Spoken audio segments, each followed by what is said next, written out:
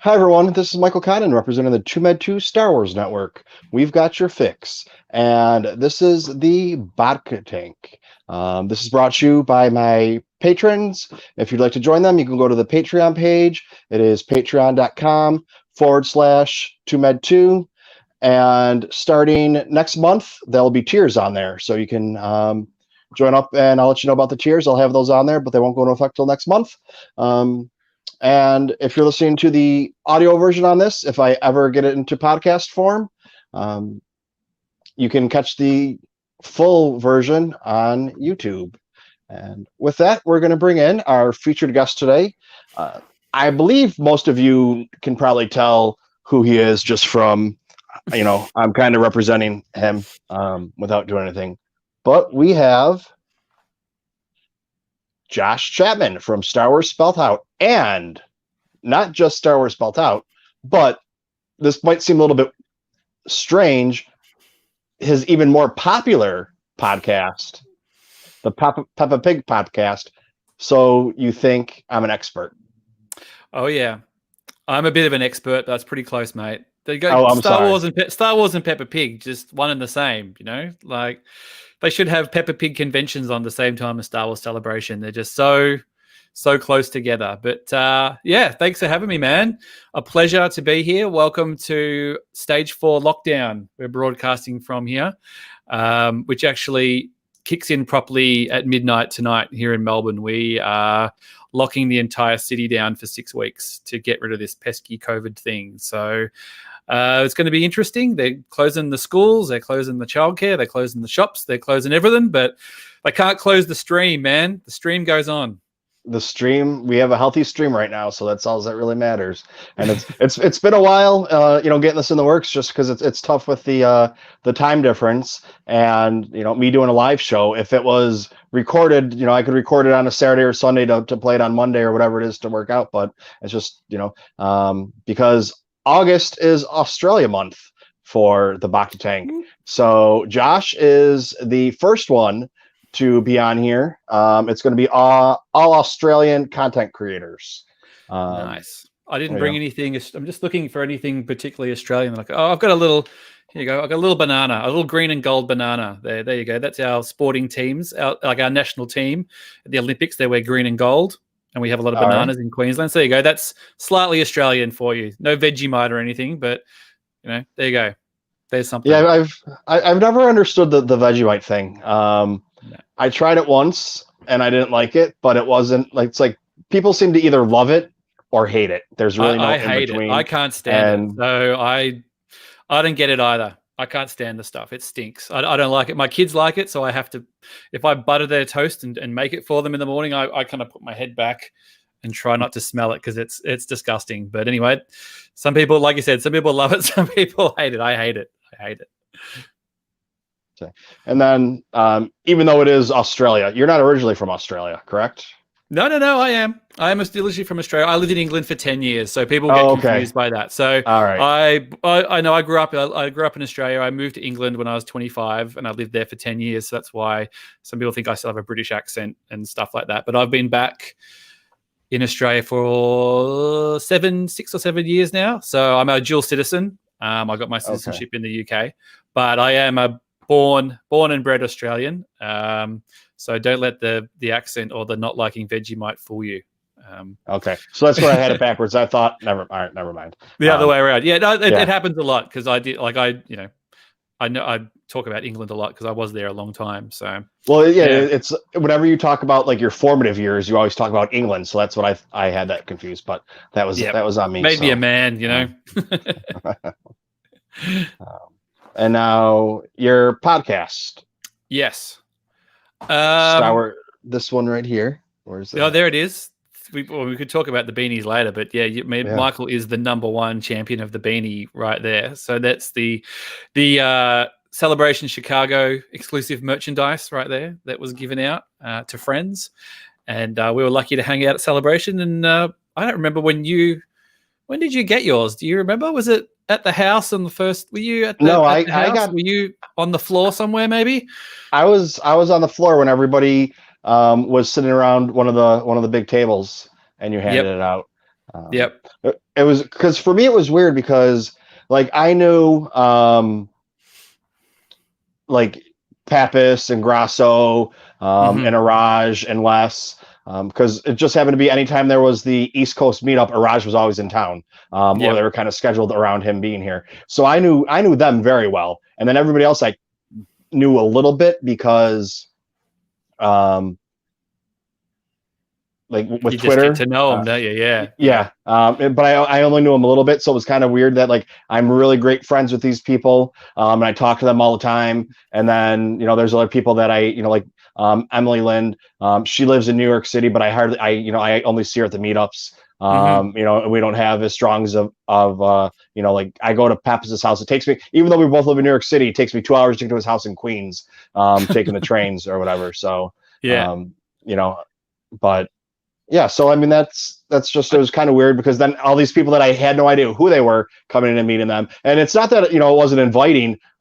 It's just kind of a lot strange. to take in, isn't it? Yeah. So we had the Australian crew here. We had the sort of 4 or 5 Australians who came over, and then we knew Steele obviously, because he's from Melbourne, like we are, and like I've been friends with Steele for a few years as well. And so we sort of had that connection, and we knew the Bad Motivators guys a bit. I'd had those guys on the show, and Claire and Charlie and those guys, and then Emily and Grasso. So it was all a bit of everything. But it's like we hadn't met these people in person, so you just sort of, are they going to like us? But I with the beanies, I took about 50 over, and they were going to be for friends who'd been on the show to start with, and then just. It was people that you met and you liked them, you let them have one. And then, early those first couple of days at Celebration, I had like the bag was just full of them, and I was just sick of carrying them as well. So I was probably just like, have a beanie, man, like let's get them out here. By the second or third day when I'd run out, they'd sort of gotten popular around the floor. People were wondering where you could get them from and stuff because they thought that they were real merch, and didn't hurt that it was freezing in Chicago. And then by the time I got to sort of Saturday, I was like, oh, sorry, they're all gone. Like I'd give them out. So yeah, I mean that's not a very good description of my podcast, mate. But we have to address the beanie because you're the number one beanie fan. Like you. Well, I carry it with me everywhere, even in the summertime, because it's a great photo opportunity. Because like if someone asks me what my one of my most prized possessions, Star Wars possessions are, it's this thing because it's not the beanie itself. I mean, it's just a hat, but it's the memories and the camaraderie that it holds with it. Like someone has their favorite T-shirt from when they go to Disney World or go on vacation somewhere, and they wear it all the time, and whatever it is, just because it brings back the memories for them, and that's really what this represents. And then like if I go visit my parents and I'm in Buffalo, I take it there. So I take a picture next to a buffalo. And then if I'm in Niagara Falls, I take a picture next to Niagara Falls. Or, whenever I'm running around somewhere in New York City, that's a landmark that, I mean, if you're from New York City, you don't go to Times Square. Yep. But if I'm in Times Square, I'm going to have the hat to take a picture in Times Square or the Statue of Liberty, things along of that nature. But I've been to New York a couple of times, 2 or 3 times. And yeah, I love New York. It's awesome. Like the first time you go, of course, you do all the tourist stuff. It was all very different for me because like first time I went, did a bunch of tourist stuff with friends. We were there over Christmas in about 2005, 2006. And then the second time I went with my 2 flatmates, and they're very arty people. So they wanted to stay in Brooklyn. They wanted to do all the arty, cool, all that kind of stuff. And then the third time I went was a couple of mates, and we just sort of drank and just walked up and down the streets and had it was just like a party week really. So, but yeah, to the podcast, I should probably mention that. Yeah. So Star Wars Spelled Out's basically an interview podcast. We have friends on who have got other podcasts or people I think are interesting and want to talk about Star Wars. Sometimes it's just friends and family. Sometimes it's other podcasters. Sometimes it's people involved, one way or another with Star Wars. So we've been going for over 100 episodes now for a couple of years. And then Peppa Pig, I do with my good buddy Matt Frost, who people will probably know, Froosh on Twitter. And we were just a couple of dads who watch a lot of Peppa Pig because we've got little kids. So we thought we'd start breaking down the episodes and having fun with them. And that's kind of where we're at with that. And the thing about the Peppa Pig one is no one, for some strange reason, Michael, no one's ever done a Peppa Pig podcast. So you did say that we're the most popular, one out there just by default because there's no one else. There's a few Star Wars podcasts out there, but no other Peppa Pig ones. Yeah. my girlfriend found out I listened to a Peppa Pig podcast, and she didn't ask me why or any reasoning or anything like that. She's like, I want to start listening to it. And Yeah. she doesn't watch Peppa Pig or anything, but it piqued her curiosity. And she's like, I want to listen to it. And it's one of those things that I really don't care about Peppa Pig, but it's just, listening to you and Frosh talk about it, and, just, kind of like hanging out with friends, and it's 15 minutes every couple of weeks. And, I mean, that's really why I listen to a lot of the podcasts. I mean, I listen to a ton of podcasts, but you can tell, like, for example, I was in the mountains. I had a memorial service to go to this week, so I was gone for 5 days, and I would post what I listened to, and it would be 2 days worth, which was half of what my normal 1 day's worth would have been, if that. So you can kind of tell when I only post a couple on there, the ones that I kind of favor. A lot of the other ones are just kind of filler when I'm walking the dog or cooking or whatever, because I'm not a big music person. I like music, but it's just I'd rather listen to my friends talk about Star Wars than listen to music. So yeah, it's definitely a way of keeping up with my friends as well, especially the more you get to know people and stuff like that. And it's been harder this year just because I've been working from home. Like, I'm not commuting anymore. So it's harder to work. I mean, we're lucky enough to have an office in our house. We've got a dedicated room to work that my partner and I both, she's usually on a desk right next to me as well. So it's not as easy as to sort of just listen to stuff and not be distracted. So there are always ones I've got to get to. But sadly, sometimes you find yourself falling behind. And, it's been noticeable and the podcasts I do, the downloads aren't quite what they were a little while ago. But I think that's just the way it is. You just got to keep on plugging along. And I think with Star Wars as well, people are a little burnt out on Star Wars after a while. I think when Mandalorian comes back, all the interest will start flying back up again, I reckon, because you need a break every now and then. Yeah. Well, there's also a lot, since lockdowns have happened all over the world, there's a lot more podcasts that started, and a lot of them celebrities doing them. I'm like, stay away, celebrity. Stop having famous people on there and taking our numbers. I think Michelle Obama, started a podcast. I'm like, hasn't she got enough, Michelle? As long as she doesn't start doing what about Peppa Pig. If Michelle Obama starts a Peppa Pig podcast, there's going to be riots all over the world. I just think we'll be shut down because everyone will listen to what she's got to say rather than two idiots from Australia. But I mean, it's true. Like I always live stream and I always do YouTube, and it was 1 or 2 live streams a week, and then I try and get in another video somewhere else. And now it's just I don't have anything else to do. So I mean, there's times in a 30-day period that I'll do 20 or 25 live streams, whether it's video games or toys or whatever. Some of them are only 5 or 10 minutes long. Some of them are 5 hours. It just all depends on what I can get away with, what the boss lets me do a lot of times. We're just, I've got little kids, so it's just finding time is just, we're about to start this stage 4 lockdown here in Melbourne. And the big thing for us is that they're shutting childcare down. So that means that we have the kids will be home with us when we're supposed to be working. So I've got a 5-year-old and she's pretty good. She can take care of herself for the most part, but we've got a 18-month and she needs to be looked after the whole time, really.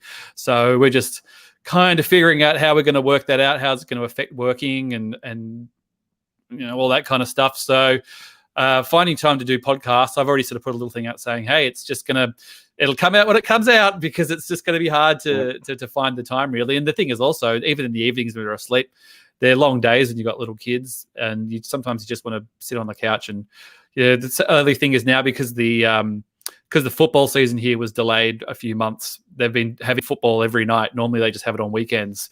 And in order to catch up all the games, there's football on TV every night now. So I can just sit on the couch and watch football and not think about anything else. So yeah, we'll get through it. It's 6 weeks. It's not going to be too bad. And then we'll be getting, by the time we get out, it'll probably be a few weeks until Mandalorian. So that'll be a nice little reward. Nice little getting out of lockdown reward. Yeah, in October, I believe it's starting. So I think we get out mid-September. We're supposed to, so it's going to be close. Hopefully. Maybe they change the dates, or maybe you're getting it sooner. I don't know. They can't get their act together. Australia and give it to us early. The U.S. ones will be the ones that are wearing the eye patches when that happens, not the other way around like it normally does. Yeah. Well, it's good here because when you guys got the first 2 episodes of Mandalorian, I think a week before we did. And then they released all of them sort of by the time we got Disney Plus the week after, all 3 were online. But obviously Australians being Australians, we just found a way. But the cool thing is that they come out when they would get released weekly, it would be, I think it was like 2 a.m. or something in America where they would drop them, or 3 a.m. or some sort of crazy time. And in Australia, it was 7 p.m. So it was, you'd finish your dinner, put the kids to bed, sit down, brand new Mandalorian, right at the perfect viewing time on a Friday night to sit down and watch that. So that's worked out pretty. That was the same for Clone Wars as well. So hopefully they'll stick to that, and we'll be in that little sweet spot. So it's good. You're seeing a lot of videos of Corey and Noah bleary-eyed, live streaming at 2 a.m. watching Clone Wars because they've dragged themselves out of bed because they don't want to be spoiled. Yeah, it drops. So they drop it at midnight California time, which is 3 a.m. New York City time. So I get it at 3 a.m. and I try to do. The one time I had to set an alarm to get up. The other time I was awake, and I try to do a stream myself. But I learned that if I try and stream it live, it's going to get shut down. Yep. And I lost my YouTube channel for a week doing that. Just don't mess around. If I like watch it and record myself watching it, that's fine. And a lot of people are going to view it. And then after that's done, then I just need to put what I need to put the recorded version of the show on, and then play that, and then you're okay. If you cover it, you got to cover a little bit. But when you do the live stream of it, they think you're trying to be, like broadcasting the whole thing. Yeah. I know Matt and Sean from Blue Bantha Milk have been having trouble this week because they did a Rogue One watch along. And I think they've had that video pulled down about 5 times because they've been trying to find a way to put, the screen on there to have the reaction on there live. Otherwise, it's sort of just 2 guys talking about like something that you don't know what they're talking about. So I don't know how they got around that. It's always a bit of a tricky business, YouTubing.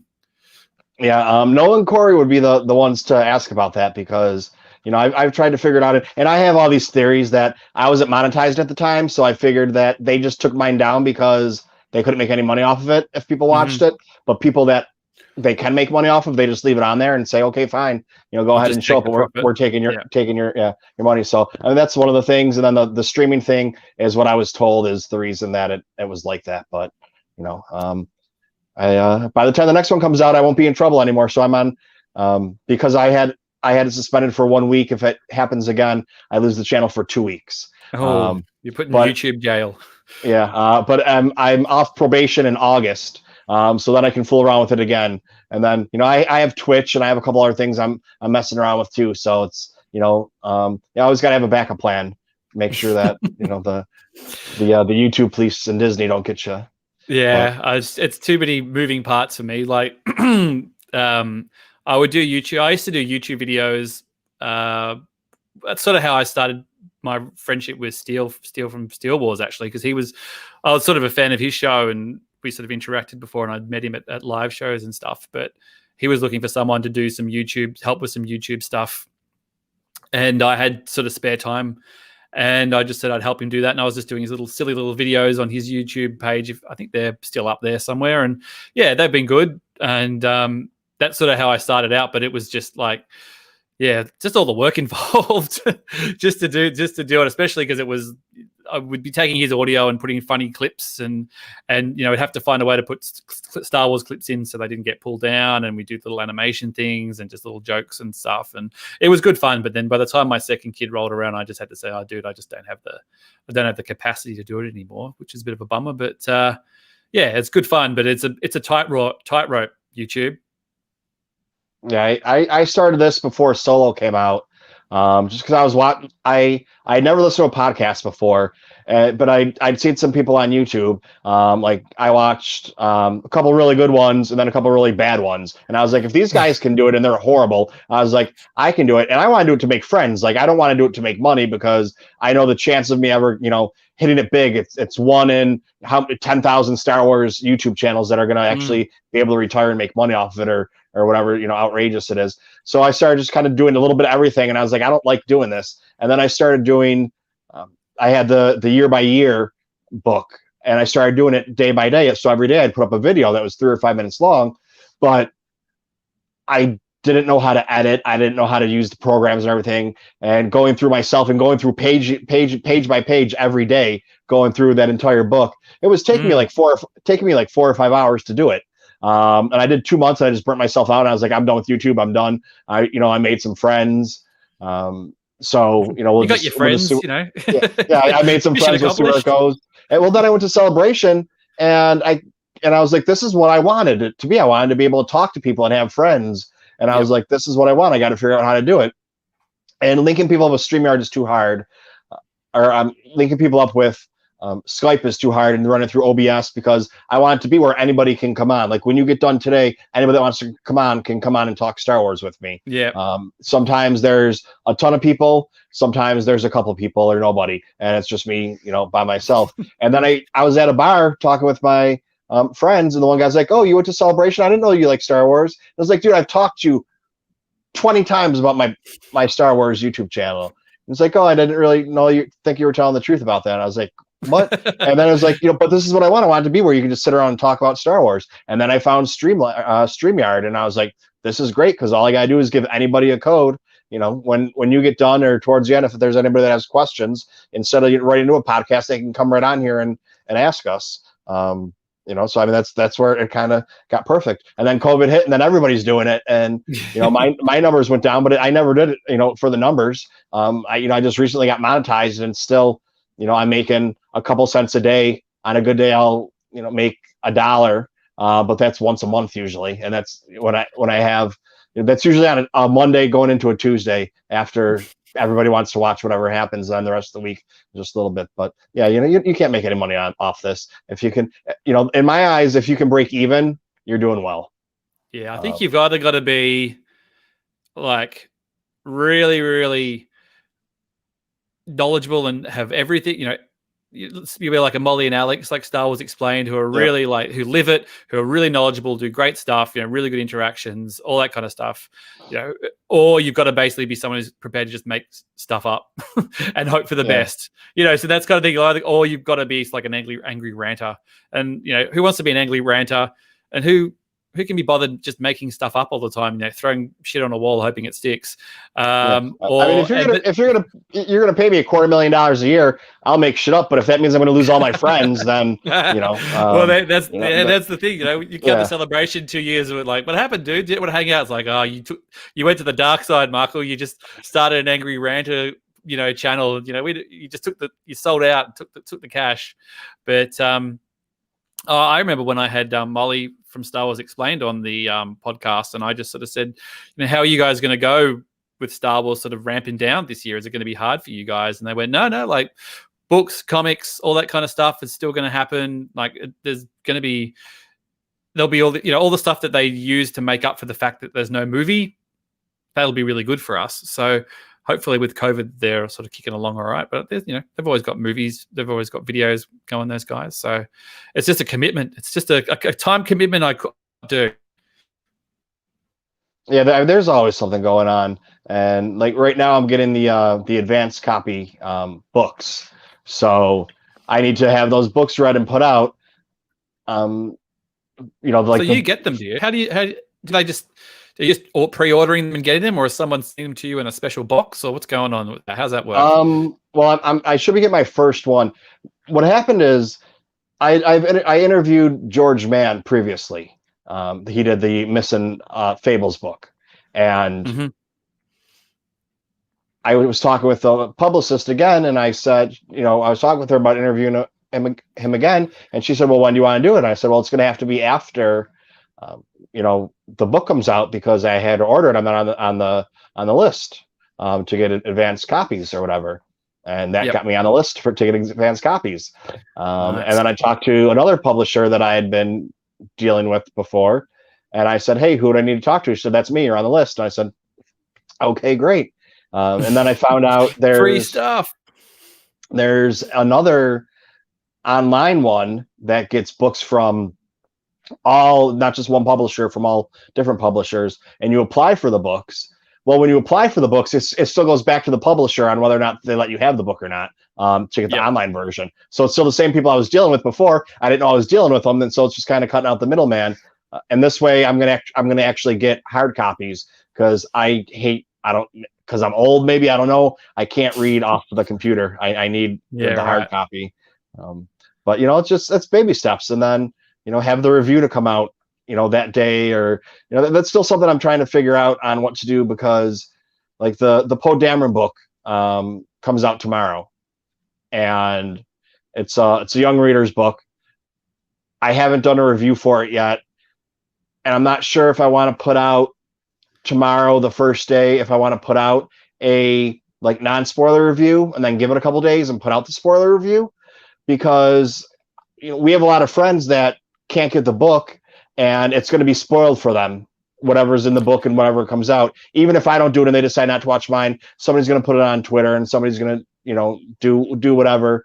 And I'm kind of struggling with that, because I know I'm not going to just tag it and have your spoiler section. You could just do it and say, from this point, here's the spoiler talk. Avoid it if you don't want to know. And if you responsibly, with spoilers, if people responsibly tag stuff and alert people, they can do it. Like, it's hard.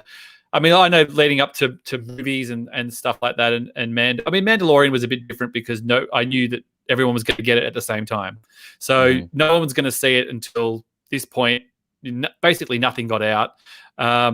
Rise of Skywalker was a little bit trickier, because you have premieres and press screenings and all that kind of stuff. And Australia, we actually got it about 2 days before America, so we actually seen it by the time we got out at midnight here and had seen it. I think it was still another day and a half before the States got it. So I was very conscious. I didn't spoil anything, and we did our review podcast straight after the screening, where we had people like Catherine and Andy and the Geek Dudes and other people who were all at the screening on there. But it was all tagged like spoiler, spoiler, spoiler, spoiler, spoiler. And I certainly didn't write not on Twitter like, hey, do you want to find out about Rey being a Palpatine? Or, there's a responsibility, I think, but also you can't trust people. Someone's going to, I just kind of, those few days from leading from the premiere, with Rise of Skywalker and all the Star Wars movies, from the moment that people have seen it, I'm usually off social media anyway, to try and avoid stuff like movies. Books, I don't really care as much, but movies, I like to try to go in as spoiler-free as possible. Yeah, this time I went in full of spoilers, and oh, really? So you knew it all? I knew it all, and I stayed off, but I stayed off Twitter. I didn't stay off. I was on there very little. Just a couple times, just checking in and seeing what was going on, but stayed away from the actual spoilers from the movie. But the spoilers from the leaks, I knew all about those. But now, like with the Mandalorian, I think I went on Twitter that day because it dropped, and I was going over to Mike's house out in Queens to watch it with him, and I stayed off Twitter the entire day. I think I went on like 3 times just to check really quick, and anything that looked like it might have remotely had anything to do with Mandalorian, I skipped it or turned the phone off right away. So I was completely surprised watching it at 8:00 at night. Oh, good. You didn't get Baby Yoda spoiled for you. Nope. No, which was great, because I had no idea. I'd watched it. We did a screening. Matt and Sean again put on a screening the night it dropped in Australia. They had a bar here in Melbourne, I think in Brunswick, I think it was, which means nothing to anybody who doesn't live in Melbourne, which had like a little 30 or 40 seater cinema out the back of the bar that you could hire for free. So we're all going to go watch the first 2 episodes, because the first 2 episodes are dropping in Australia. But I was on, what was I on? Rogue One, I think, with Johnny. I think the day The Mandalorian came out, or maybe just after it dropped. So I actually watched it. The first episode, I think I watched early, because I was going to be on Rogue One talking with Johnny. I'm like, well, Johnny's not going to be able to hold his tongue for that whole time not to talk about what's happening. So I watched it before, but so it was quite good though, because I went to the screening anyway, because it was going with a bunch of friends, and we did a live pod after. But it was nice because just to watch it again, it was on a big projector and stuff. Just going, like looking around, going, they got no idea this Baby Yoda's coming. You know what I mean? Like as soon as it was about to happen, I'm just going, looking at people going like, oh, here it comes. And everyone's just like, oh, what is going on? So it was very cool to kind of know that. But, with great power comes great responsibility, Michael. You know this. Yes, this is true. So Now, how being from Australia originally, since that was news to some of us, how Yes. did you get it? How did you get into Star Wars? I got into Star Wars because of my older cousin Glenn, who is, I want to say, maybe 3-4 years older than me. So, and we grew up, we've got I've got a very large family on my dad's side. So I've got about sort of 20, 23 cousins. So my dad has a bunch of brothers and sisters. So growing up, we spent a lot of time with our cousins. And Glenn was one of the ones I was sort of closest to. And he was a huge Star Wars fan. So he was sort of the one who, he was a couple of years older, like when Star Wars, I was sort of born in 78. So Star Wars wasn't out. But by the time I was sort of like 5 and into Star Wars, he was like 7 or 8. I mean, he had the toys and he was really, that was his thing. He got an awesome collection as well. I've really got to get him. He's been on the podcast before. I've got to get him back on the podcast and show he's got like a great vintage collection and stuff. And a lot of my family members and cousins I've had on the show talking Star Wars have all sort of cited him as like the one who got them into Star Wars. So he was the driver. So we would always talk about Star Wars. We play Star Wars. We watch Star Wars. And that was kind of where it started. I don't really remember a time that I wasn't into it.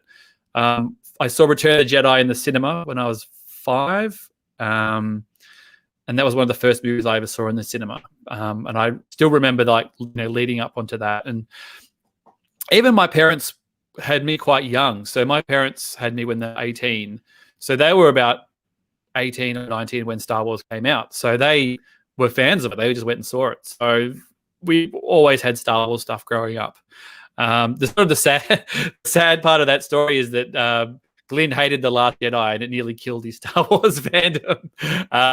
But he did like Rise of Skywalker and he came back. But it was quite sad. I had him on the podcast after Last Jedi and he was quite crestfallen about Luke. I think he didn't really like what happened to Luke. But I've seen him since and he's come around to it a bit. He's the love's back, but it was a bit of a worry that when the guy that who you got all your Star Wars from sort of fell out of love with it a little at a time. So yeah, that's where it started for me. And then I was the guy when the prequels came around. Star Wars is back. I was the cheerleader. I'd organized the midnight screening with friends, and I was the Star Wars guy. And then with the Disney return when it all came back again, I was really lucky to find a bunch of friends here in Melbourne and then around the world who are into it. And, a lot of that sort of started with Steele's podcast and then the shows that he would put on in Melbourne. And we would, you'd go to the first one and you'd sort of sit by yourself and watch these shows. And then by the third one, you're all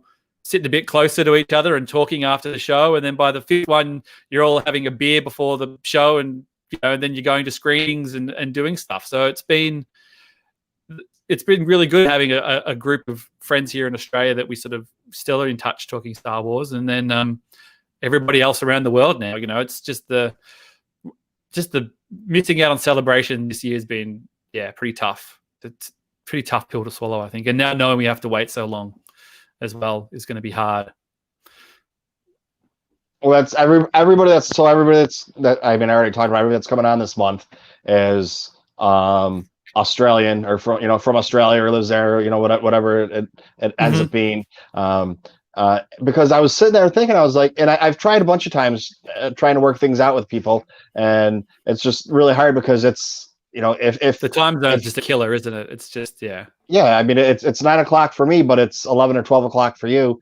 Now are Melbourne and Sydney the same time? Yeah, so Melbourne, Sydney the same. We're on the same coast, so we're the same. Perth is about 3 hours behind. Is there something with the north? Is there a time difference with the north and the south though, or am I making that up? No, north and the south is all the same because it goes down, so it's a cross that changes. So Perth is the sort of the western furthest city. I don't think we have anybody. Maybe one or two people from Perth, and then Adelaide, where Matt is, Frush, who I do Pepper with, he's half an hour behind, which is really weird. So when we do Pepper, I'll go 8:30, and then I'll completely forget that it's 8 o'clock his time or whatever, and it's just a weird to have half an hour time difference. It's just really strange, but it's just, I mean, the upside of the COVID stuff is that because I'm working from home all the time, I've just got more flexibility during the day, so I can, normally I would be in the office right now, I wouldn't be able to jump on a stream at at all because I'd be work, it'd be a bit weird.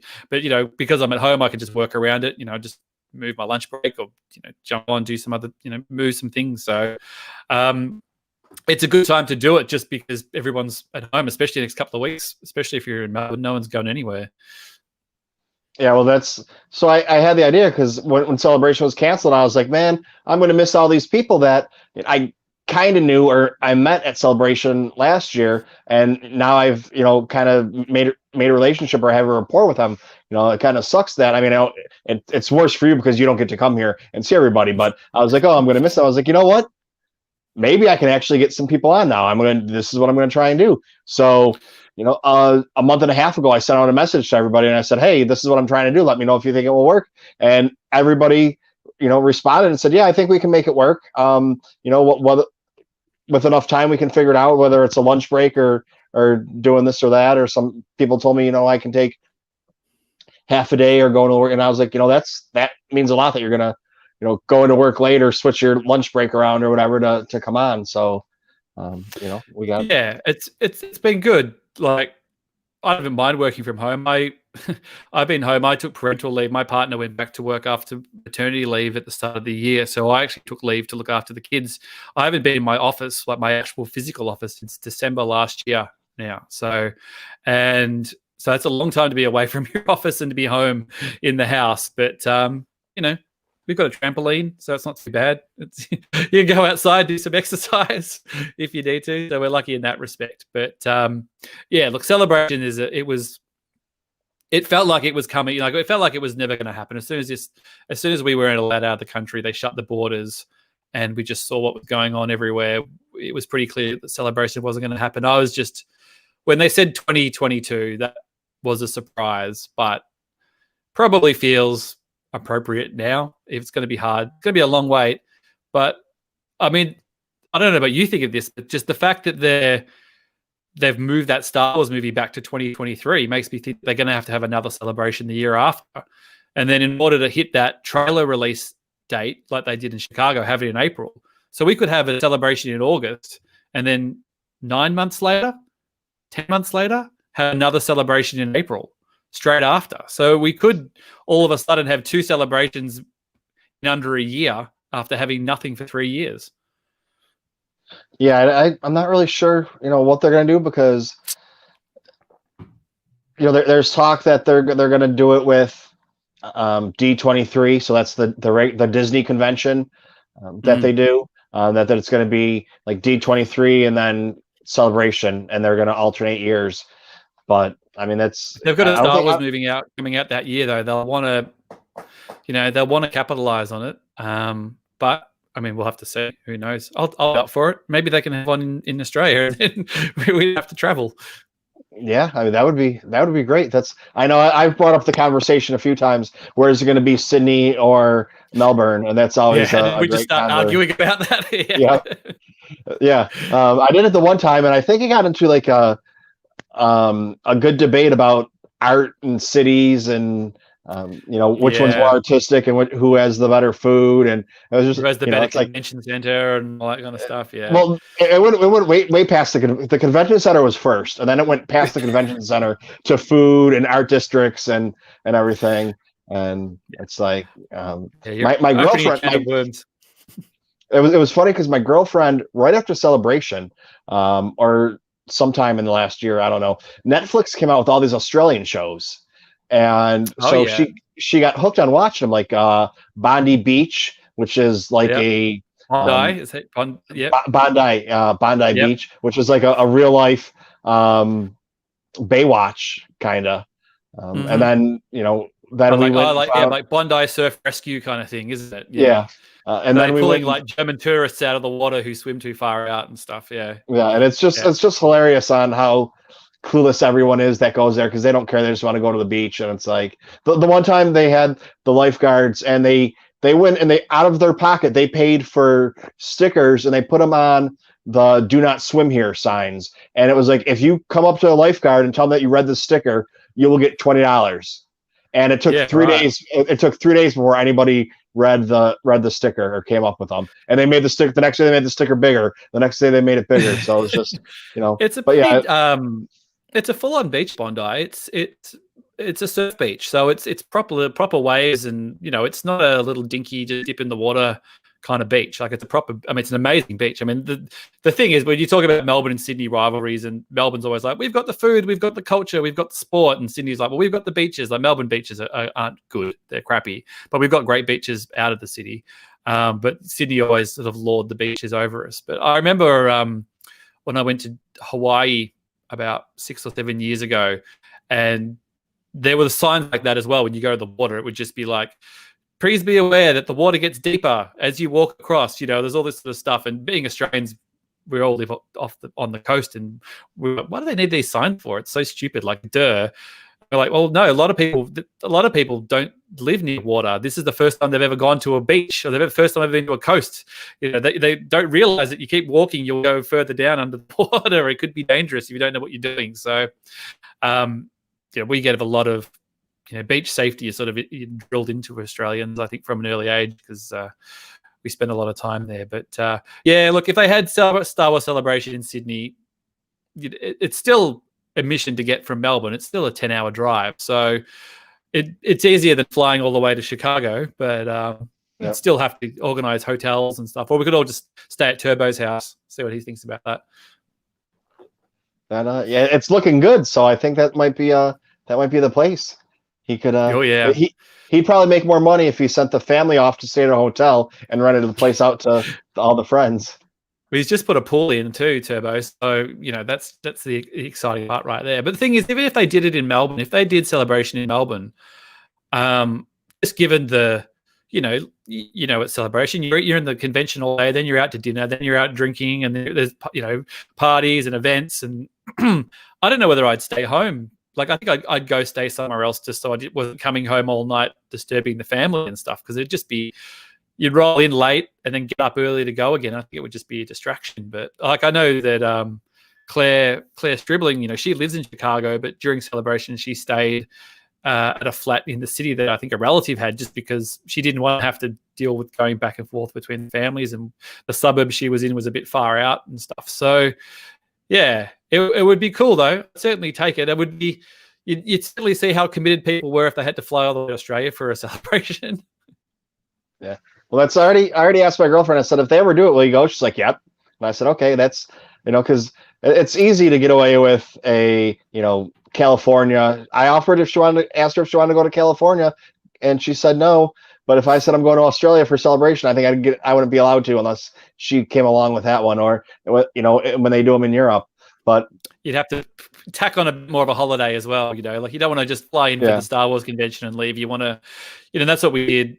That's what I did when I went to Chicago. I put an extra week on and went to San Francisco for a week, just because I'm come all this way. I can't just fly in for the convention, then fly whatever it was, 26 hours or whatever it was, to come all the way back. So you want to see some stuff. So yeah, Australia's a big place, though. You have to plan pretty carefully. Yeah, I was trying to convince people that they were going to do it in New York one of these times, because they could. If they did it in Chicago, they could do it in New York. And I wouldn't stay at my house probably. Well, I don't know if I would or not. That's the thing. It's like, would I want to stay at my house? Because it would take me 45 minutes to get to the convention center from my house. Where in New York are you? I'm in Brooklyn. Yep. But I'm in the bottom part of Brooklyn. I'm like by downtown Brooklyn. Okay. Park Slope. So I'm 5 minutes away from the Barclays Center, if you have an idea where that is. I used to work for Barclays in England, actually. So I worked for Barclays for years in England. So I remember when they were opening that thing. They were doing their horn at work, going, we're opening this new Barclays Center and new basketball center and ice hockey, and that's where the Islanders play, isn't it? Yeah, they used to play out in Long Island, I've been there. Last time I was in New York, the guys I was with wanted to go to an ice hockey game, and the first time I went to New York, we went to a Rangers game at the Garden, and then this time we went out. Someone had got, and I think it was a playoff game as well. Somebody had gotten tickets for us to all go to this to Long Island to see the Islanders play in this playoff game, and we had to take like a bus and a train, and then we had to we're at this train station in the middle of nowhere, and then there was like a chartered minibus we had to get on that would drive you to the ice rink, and it was just like in the middle of this car park. And I think it was just before they were about to move. It might have been the last year that they were there, and the seats were really like you'd have like the person's head like about there where you were looking on the thing. And we were just talking to some of the people here, like, oh, you're kind of sad that you know they're going to knock down the stadium. They're leaving. Like, no, we can't wait. We hate this place. It's old. It's rubbish. We can't wait to get into a brand new lovely arena. I think they lost though after all of that, but it was cool. I quite like ice hockey. It was quite cool. Yeah, so I'm not far from there, but it's just, do I want to come back and forth? Like, I honestly think I'd rather just get a hotel room. Around there, you can't really get an Airbnb anywhere because it's all hotels. There's not a lot of houses. I mean, you have to go out more to get like apartments or whatever. But then you're talking the same amount of time. So yeah, I don't know what I would do. I definitely, I don't know. I keep convincing myself I'd just get a hotel right there, but that ends up being an extra, $300 a night, even if you split that between two people. When it's in your hometowns, you can save $1,000 by not having to pay for a hotel or whatever. But yeah, so we just got our Airbnb money back. So we'd booked the Airbnb before the tickets came out. As soon as those dates were announced, the first thing we did was book the Airbnb because that'll be the hardest thing. I thought the tickets would be easy, just because they'd been easy before. We didn't realize there'd be the rush on them. And then we just got the money back, all the money back. Because I think once they cancelled it, you could get half of it back if you cancelled. And then they were updating their terms and conditions week by week or every 2 weeks. We had to wait for basically those celebration dates to get into that cancellation area, and then finally got all the money back. So that was good because it was just like, oh God, I hope we don't. So we haven't lost any money at all, I think, on being cancelled, which is nice. Yeah, that's good. I just rolled my tickets over to I rolled the tickets over too. So I rolled the passes over. It's easier it's easier that way. And then I was in Echo Base last year with everybody, and it was just a madhouse because there was 18 people there or 20 people. So I mean, you guys made it to Echo Base a couple of times, and it was just a big party house. And sometimes people wanted to, which is great when you want to party all the time, but not great if you want to sleep. Yeah. That Echo Base broke into 2 or 3 houses, and Brittany Brown did all the research for us. I was staying with them and did all the research for the place. And I was going to say, I think we had a place right around the block from you, but pretty much everything's like within a mile of each other. All the houses really that they have over there. Yeah, the house we had was right opposite Disney, and it was about a 15-minute walk to the convention, maybe a little bit, 15-20-minute walk, which is nothing. Like Chicago, we were Echo Base as well. We were 40 minutes away from the convention. If you took the train, a bit less if you took a car, which was okay because it was sort of the fact we were near you guys, and that's where a lot of the socializing was cool because we could go for the party and then just go home and sleep, and it was quiet. But we were sort of conscious that we wanted to keep it just pretty much the same amount of people we had last time, maybe 1 or 2 more, but we didn't want to make it too big. But look, I'd be happy to, if I would have rolled that accommodation over, I would have just changed the date if I could, but because Celebration's so far out now, I think it's only a year that you can book in advance. So I've just got to keep an eye on the date. I think it'll be a little bit easier because it's not going to have that flurry of people going, got to get the date. Here's the date. Got to get the tickets. Got to get the accommodation, because it's so far out now. You just got to keep an eye on going, all right, when's exactly a year that booking window opens up. I can just go in and book it. I think it'll be less mad around that time just because it'll ease itself in. So if I can get that house again, I'll be happy to get it. And everybody from our crew is all coming back again. I don't think anybody's given the ticket back. Like, why would you? You just hang on to it, and then if you can't go later on, get rid of it. You don't want to sell yourself out now. Who knows what'll happen in 2 years? Anything could happen. Exactly. You'll still be in lockdown in 2 years, mate. Oh, God only. But yeah, that's. I had a feeling, that it was going to be canceled, and as it got closer and closer, I started spending a little bit of that celebration money on toys, and I have a pretty extensive book collection for Star Wars. I think I have about 200 books, and there's not really any novels in there. It's all the ancillary material and visual guides and art books and things like that, or just whatever. But I there's just made a Oh, sorry, man. You go.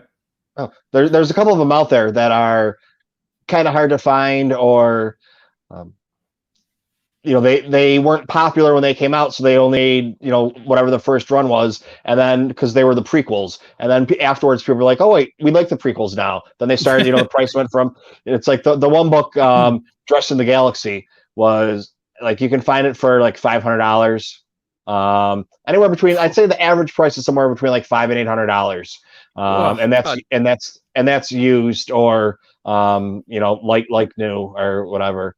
And I got it for way cheaper. The guys from Hollow Chronicles said, hey, do you have this book? And I said, nope. And there was somebody selling it, and I said, all right, listen, give me a good price. I don't want to haggle with you. And they gave me a price, and I was like, psh, I'd take that in a heartbeat. I mean, it was a fifth of the price, a fifth of the price that I would normally pay. And I was like, okay, that's great. I'll take it. And she said, well, there might be a little problem with the binding on it. And I was like, listen, I don't care. The book's together. Even if I had to go take it and get it professionally bound and it cost me $100, it's still going to be way cheaper, more than half the price of anything I'm going to buy it. And I was like, I'll take it. That's great. And I've had books on my list for, 2 years or 3 years that I just can't afford to buy. And then all of a sudden you get this great deal, and it's like, the book's selling for $800, and, spending $150 on it doesn't seem too bad. It's kind of, the same like with toys. I don't have the money to go get a vintage collection, but that's I just made I'll just grab it. I got my A1 thing. I'll just hold on 1 second here.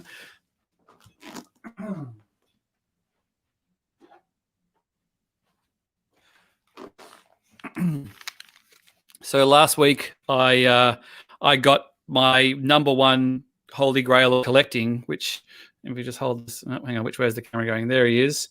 Is that on card? Hang on, let me Can we see that? Oh, there we go. So it's a mint on card Luke Skywalker Jedi Knight Kenner action figure that I've always wanted. You can take me off the full screen now. Yeah, that's always been the one thing I've really, really wanted collecting wise. I nearly bought one at Celebration last year, but couldn't rationalize the price. And then Matt Frost, again, Frush from the Pepper Pod, my good buddy, he'd started getting into vintage stuff, particularly Empire Strikes Back, and he added me to this Facebook group, and there was a guy selling one, and I missed out on it, and I sent him a little note just saying, hey, I left a comment saying, oh, if you have any more, let me know. And then another guy got in touch with me and said, hey, I've got one and it's cheaper than that one. It's just, the only thing is it's got the proof of purchase off the back has been ripped off, because whoever bought it wanted to get the figure. I'm like, I don't care about that. Who cares? It was significantly less just because of that. And I got it. So I'm very, very happy. I always wanted that figure ever since I was a kid. I never had it. I've told this story many times that my mother bought it for a friend's birthday, and had it just put up somewhere for me to give to a friend for his birthday. So I had to stare at this thing and not open it and not play with it and not have it and give it to somebody else. So I've always wanted one. So fulfilled. Very happy to have that. And now sort of, do I go down that vintage path now? I wouldn't go on card. That's a one-off. But do I consider looking at vintage stuff? I don't know. Maybe it's just the lockdown talking, Michael. That you have to have a dream. It could be, and that was the lockdown, and then the extra celebration money that was sitting there, and it's like, well, I can do a really nice celebration some other time. But I'm actually, what I'm thinking about doing is going to Europe next summer. So I go into Ireland and England next summer for my girlfriend's birthday, and then coming back and then going to D23 in California. So I can't get in trouble for that, because we just went to you just took it to Europe.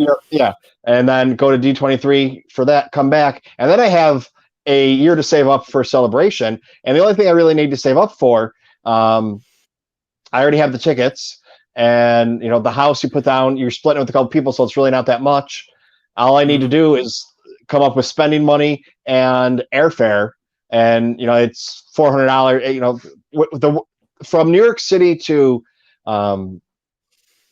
Anaheim is actually kind of expensive. There's really no cheap way to get there. Like I know from people are finding flights for like $200 from Chicago to Anaheim. It just from New York, I wasn't able to find anything. But it was I could fly to Anaheim. We've got to go to LA first. So yeah, we can only get to LA. So then we'll probably have to drive or get an Uber or hire a car, or I don't know. We didn't get that far into the logistics because we never got there. Yeah, well, that's LA is like an hour north, but depending on traffic, could be 2 or 3 hours. So everybody's like, for me, it's worth the $100 extra I had to pay for the ticket instead of flying to LA and then having to pay for that money to rent a car or to come down with a car anyways. So it's trying to figure out, especially that when you're coming with a big group, it's not as bad. You could probably rent a limo for cheap compared to I don't know where you'd put all your luggage, but. That's the thing. You gotta have a bag for. Like I had the celebration. I had like a suitcase, 2 suitcases. I was allowed 2 suitcases, and one was clothes and equipment and everything else, and the other one was just beanies. So the whole other bag was all those hats, one on your good head there, and I had to get rid of them because I'd started buying up Black Series and figures and getting merch and stuff, and that was all going back in the suitcase. So I had to kind of. As I was getting rid of the beanies, I was putting stuff into the suitcase and getting to a point where I'm like, all right, like I have no more room. Like I went to San Fran and Catherine Neen, friend of ours, she was in San Fran at the same time, and we did some shopping. I hung out, and she's just going like, I've just maxed out my space. Like I'm putting things in socks and shoes and just trying to get that every little bit of space and trying to find stuff. And I know Andy Campbell, our buddy, he takes stuff out of the box. So we left the house at Celebration, and he just went to the bins, like the trash behind where we were staying, and he had this huge big armload Black Series box that he just chucked straight in the trash. And I leave my stuff in the box. I'm like, oh no, look at those boxes. Yeah. It's like he got what did he get? Oh, because I saw this video on like the most expensive Black Series or the rarest Black Series. And one of them was, I think, outside of the exclusives, like the Celebration exclusives, was the Mandalorian in the white box. Like the first run Mandalorian. So I think it was about $150 it was going for. And I sent him the video. I'm like, oh, dude, don't you have this? He's like, yeah, but I threw the box out like the day I got it. I just took him out of the box, and the box is long gone. I'm like, oh no. It's gone. It's just another figure now. But Andy, he properly loves them, sets them up, and does stuff with them. He doesn't just put them on a shelf and just sit there like I do. So yeah, mine just kind of sit on a shelf behind me. Well, it's funny because when Triple Force Friday dropped, I was going to St. Louis for a 100th birthday party. And I was lucky enough to go see Struthers play. It was kind of like did the whole family, got in there, did the whole family thing, and I was like, okay, I'm leaving now. I'm going, but I had to take a cab for an hour. But the great thing about taking a cab for an hour, I think it was like $45 or $55, $60, whatever it was, one way. Where in New York, it's going to cost you $200 for a cab ride. So I kind of justified it that way. Like my round trip was going to be a lot less than whatever it cost for that. But and then got to go see the man play. The rock star of our group. He had his acoustic with him at Echo Base. He was the dude can certainly play, but I want to see him in his full flight with the electric going and the amps going and the lights and the smoke and all of that kind of stuff. That's how I want to see Struthers in his absolute prime. But that's we're sort of doubling around again. But that's the toughest, is the celebration itself, missing out on that, and it feels like all the stuff that was going to be announced at Celebration has kind of either leaked or been announced now, whether it's Bad Batch, Taika Waititi, there'll probably be some stuff about Cassian and all those, more about Obi-Wan and all that kind of stuff. Like as far as news and stuff goes, we've kind of found out about that. So it was really the the social side and seeing everybody and hanging out and having a good time and stuff. And even though we were really lucky with panels in Chicago, we got into pretty much everything. Even knowing now, going, oh, right, if there's no way we would get all those panels going again, it wouldn't matter as much, because it's just like, well, get to hang with everybody, and if we don't get into the panel, it's all right. There'll be our friends who we can hang around with, and stand on the floor and do all of that. So we got very lucky on the lottery last time. Yeah, I got into every panel. Maybe I shouldn't have, but once. Well, I mean, they weren't checking anybody, and they were just letting people in. And then when they were checking people, if they scanned your badge, it didn't X out your badge. Anybody could use your badge then to do it. So, and there were still tons of empty seats. So it's not like I felt bad about doing it, because it wasn't like they were turning people away. Well, they were turning people away, but they weren't turning people away because the place was full. You'd go there and the place was still half empty a lot of times. Or well, when we went to episode 9, we got there about an hour early, because I remember King Tom got there early. He was like tweeting that he was already in there, like a couple of hours before, and Turbo was going, we should get going, King Tom's already in there, I'm like, oh, we should be all right, we got a spot. We ended up getting in there about an hour early. I remember we just walked in, I didn't check our phones or anything, and stupidly, like when we came out, I'm like, oh, I could have just screenshotted the barcode, and just sent it to some people and just said, come in, like if they do check, you've got a legit barcode and you can just walk in. But we weren't really thinking. We're just like, once you're in that, especially episode 9, once you're into that thing and it's all like, boom, boom, boom, boom, and the lead up and everything, it was all pretty, that was all you could really think about. It was all pretty intense.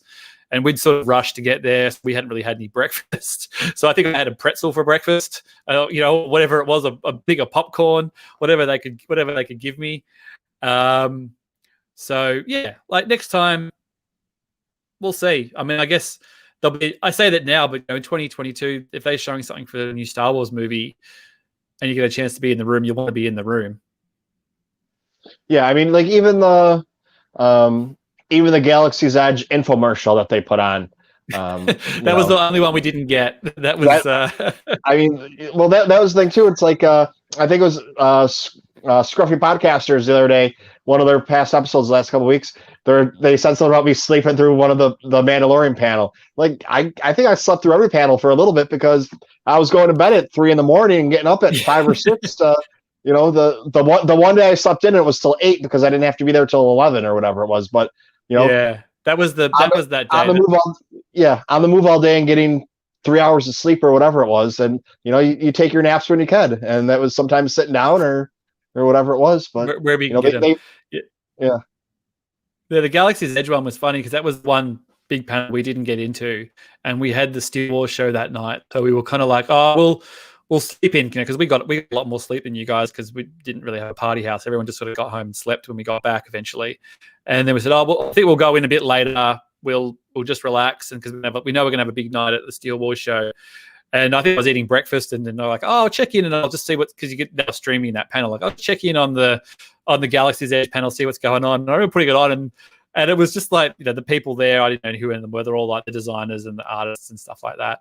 And they said, oh, here's a really big thing now. We're going to play some exclusive like music that you'll hear at Galaxy's Edge.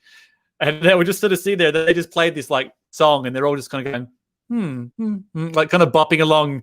I'm going, oh man, glad I didn't queue up, get up early in the morning for this one, to find out about that and the exclusive Coke bottles and stuff. But hey, I'd love to go to Galaxy's Edge still. Have you been to Galaxy's Edge?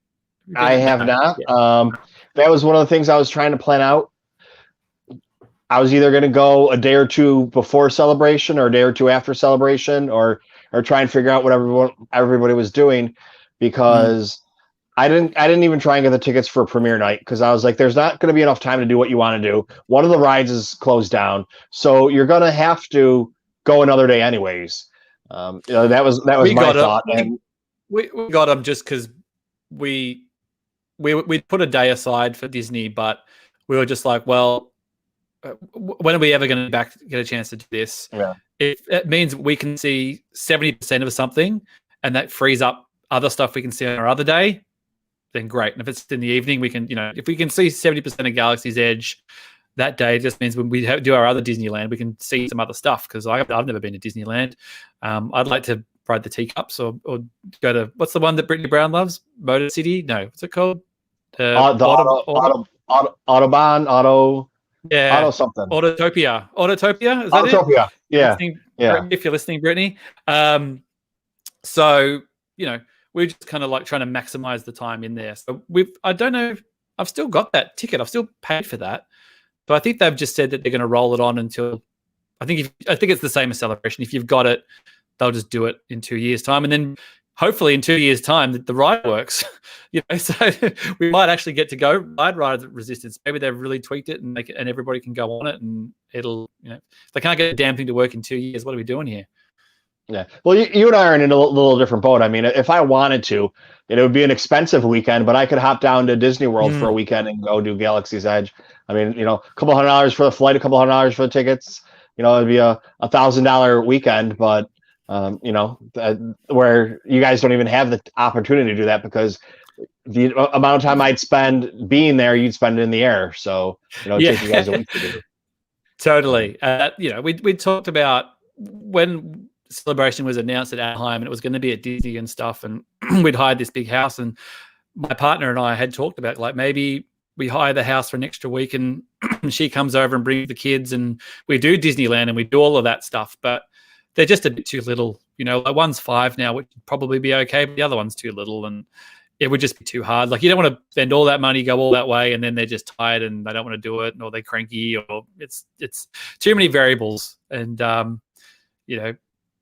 she can see a lady dressed up like Elsa somewhere else. She doesn't need to see the official Disney version. Yeah, I went to Disney World 3 times.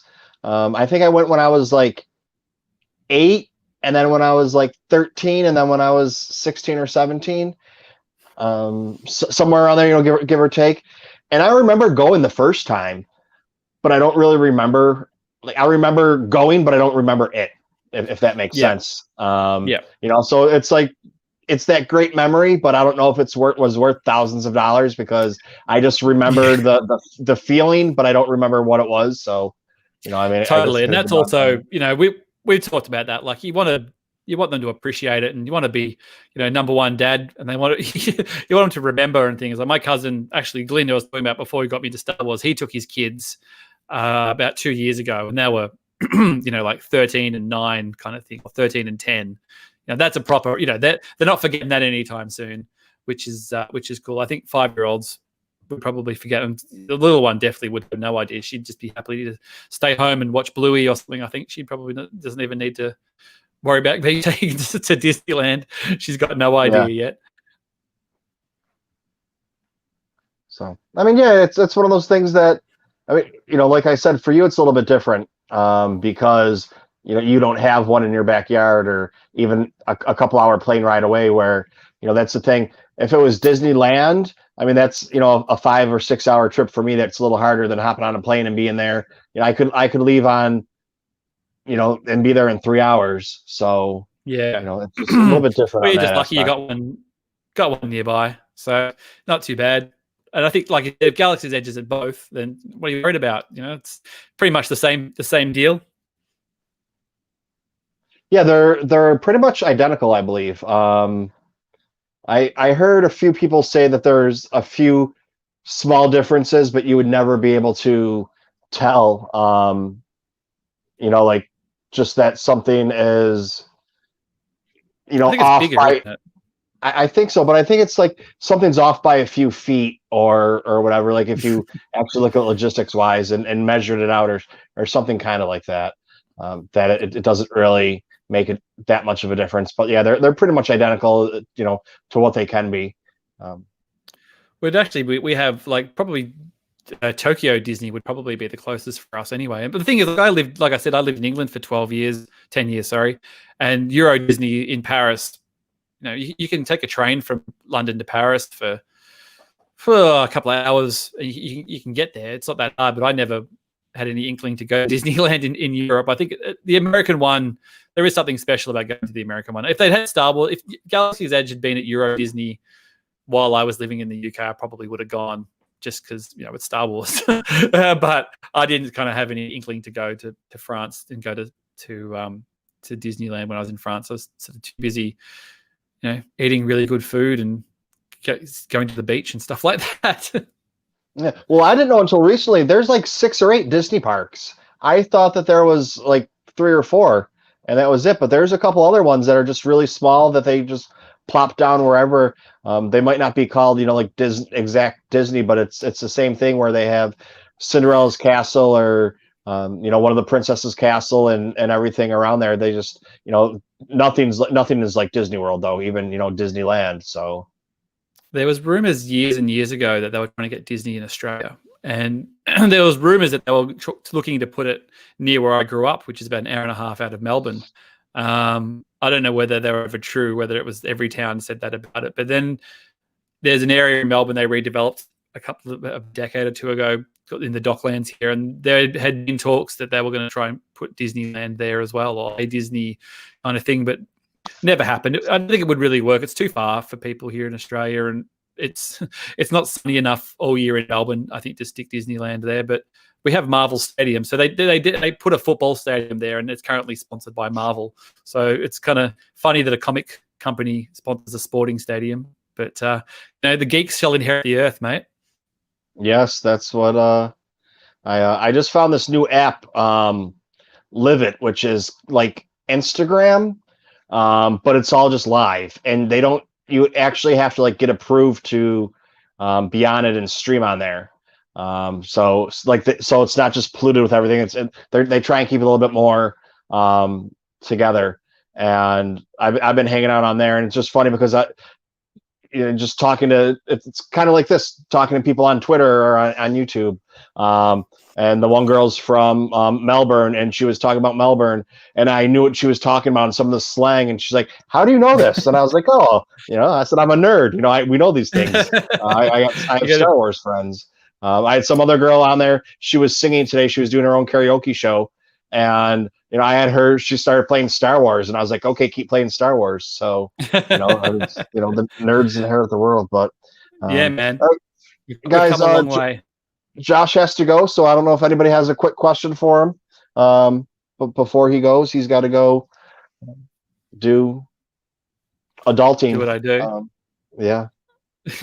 Adulting, yeah, unfortunately, which is a bit of a bummer. But look, thanks for having me on. I'm so glad we got to make it happen. And the world. I haven't done any live streams. I've done a couple with the Bantha Milk Boys, and they've always been good fun. But to actually manage to pull one off where it's middle of the day here, it's lunchtime, and it's the evening where you are, and we get to catch up. It's not the same as Celebration, but it's something, mate. So you've always been a huge supporter of my stuff, and obviously the merch and the podcast and everything. So how could I say no, really? And Josh forgot to announce that he's going to be doing it. So like this shirt is, let me get on camera here. It's a mashup for the Star Wars and whatever. What is the Bulldogs? It is. Yep, the Western Bulldogs, which is Frush's team, not my team, but there's a few that's Australian rules logos, old school logo mashups with Star Wars. So it's very niche, but people seem to like them, which is cool. So if you go to TeePublic, and you can go to StarWarsSpelledout.com, there's links and stuff, and we've fallen behind on the merch, unfortunately, because it's just the way the world is. But we do have a Metallica Mothra one, I think is the last one that we did. And then, there was going to be stuff that for Celebration, but that's going to all wait now. We probably would have done beanies again, but they would have been different. So different colors, or say something different on them. So, you've got your genuine Chicago one, and you'd have your genuine Anaheim one, but we'll have to wait on that. But if you want to get some stuff, by all means, if you're listening to the podcast, please do. We're just going to keep on keeping on. Get through this and look forward to what's next. Yeah, I think there's going to be a Buffalo Bills Bantha T-shirt in the works. Yes, from what I hear. It is happening. I know I promised that about a year ago, so it'll happen. Yeah. Don't worry, it's going to happen. It's no hurry, it's going to happen someday. So as long as I have, see now you have extra time now, because now as long as I have it by next Celebration.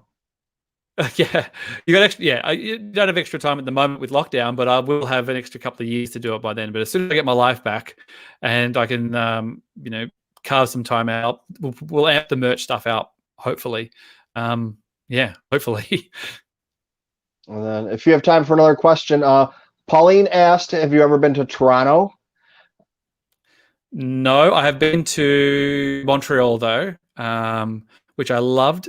I loved Montreal. It was cool. It's probably same as Sydney and Melbourne. Like that doesn't count, but I have been to Toronto and I've been to Ottawa very briefly, just passing through. I'd love to go to Toronto though, but I really love Montreal. One of my good friends from London was from Montreal, so we went over there and hung out. Very cool. I love Canada. Love Canadians. Go Canada. And then you don't really have any of a collection, do you? I mean, you have a few things here and there. I've got a fair few Black Series. I can't really. I'll try and move that. I'm trying not to unplug the computer while I do this. There's a sort of a wall of Black Series stuff there. There's a few vintage things here and there. I've got the Luke, obviously. I have a few comics. I've got a original Amazing Fantasy 15, first appearance of Spider-Man, which I can quickly grab before I go. Sure.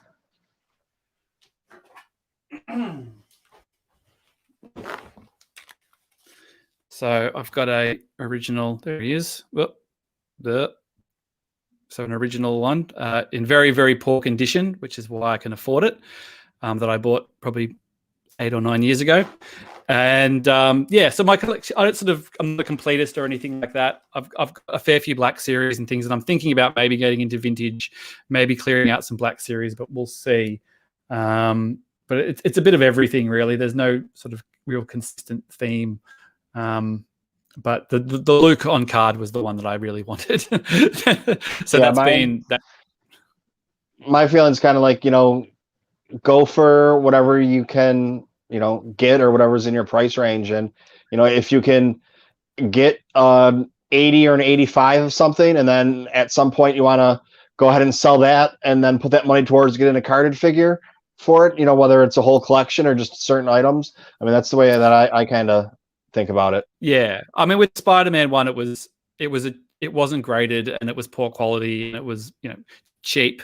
It was more having it. I didn't need to have a perfect one or anything like that. It was just something that I really, really wanted. So, I don't know if I'll start going carded on figures. I think it might be a fool's errand, but I would like to get a complete vintage. And I've got some of my own that I could start with. We'll just have to see. And I commit.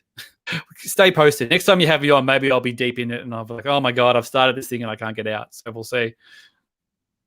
Yeah, I think it's somewhere around 13 to 15,000 for the loose vintage.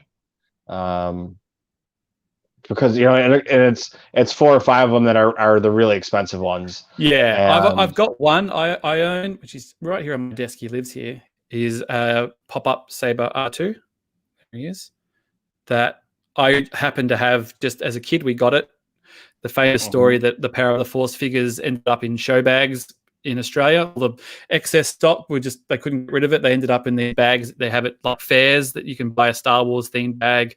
And my brother bought one and it was full of these rare figures. So the pop-up R2 is one of the ones that survived, just not being destroyed, played with. So he's one of the more expensive ones. So I've got him. So at least that one's ticked off. But I think all those last 17 are kind of crazy prices. So yeah, it's watch this space. We'll see. Yeah, I have a lot of stuff at my mom's house and my sister's house in boxes that I haven't seen in years. That I was when I was in town with them last time, I was going to go through, but because of things, I just wasn't able to. But I remember I had the pop-up R2.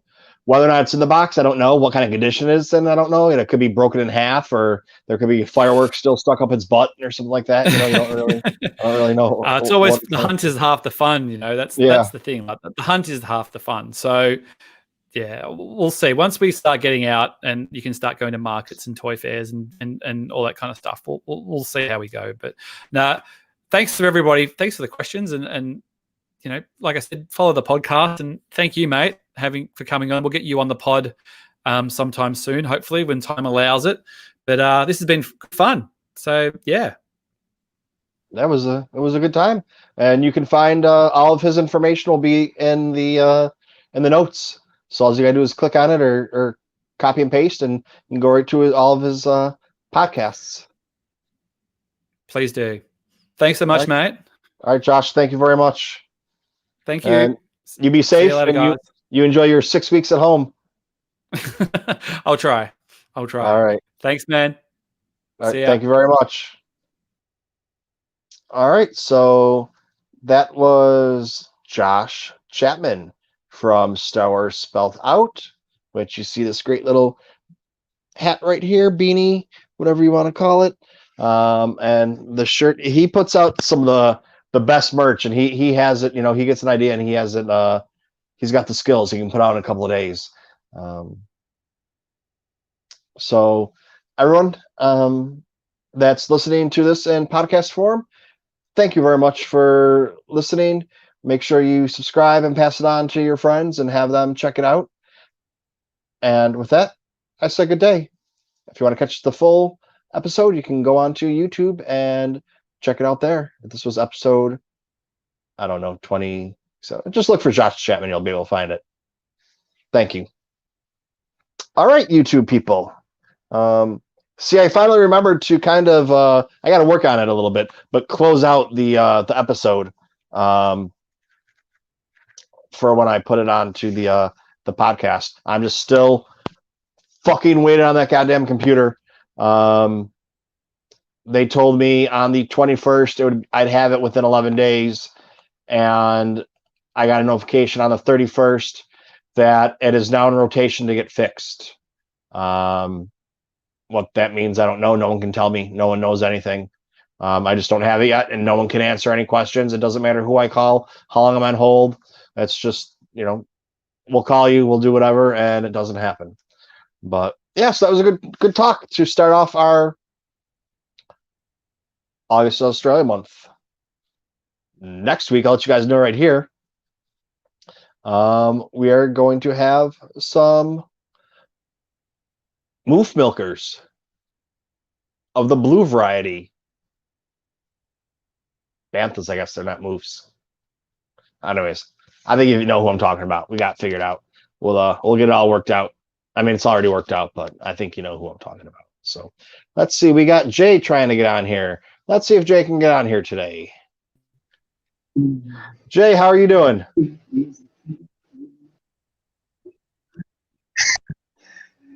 Hey, what's up there, Michael?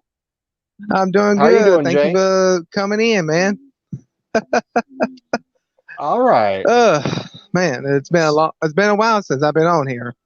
Yes, sir. What's on your mind today? I did promise that I was going to show y'all some of my games and movies of my Star Wars here, and that I collected all throughout the years. I've been, when I was a kid and came on. So so I got some of my Star Wars games and some movies. So I'm just want to show everybody, and also if any of the chat got any questions on some games that they have that I got and can't beat, I'll be happy to answer any questions any way I can. All right. Well, let's see what you got here. I'm gonna put it on to you right here. Okay. Well, let's see here.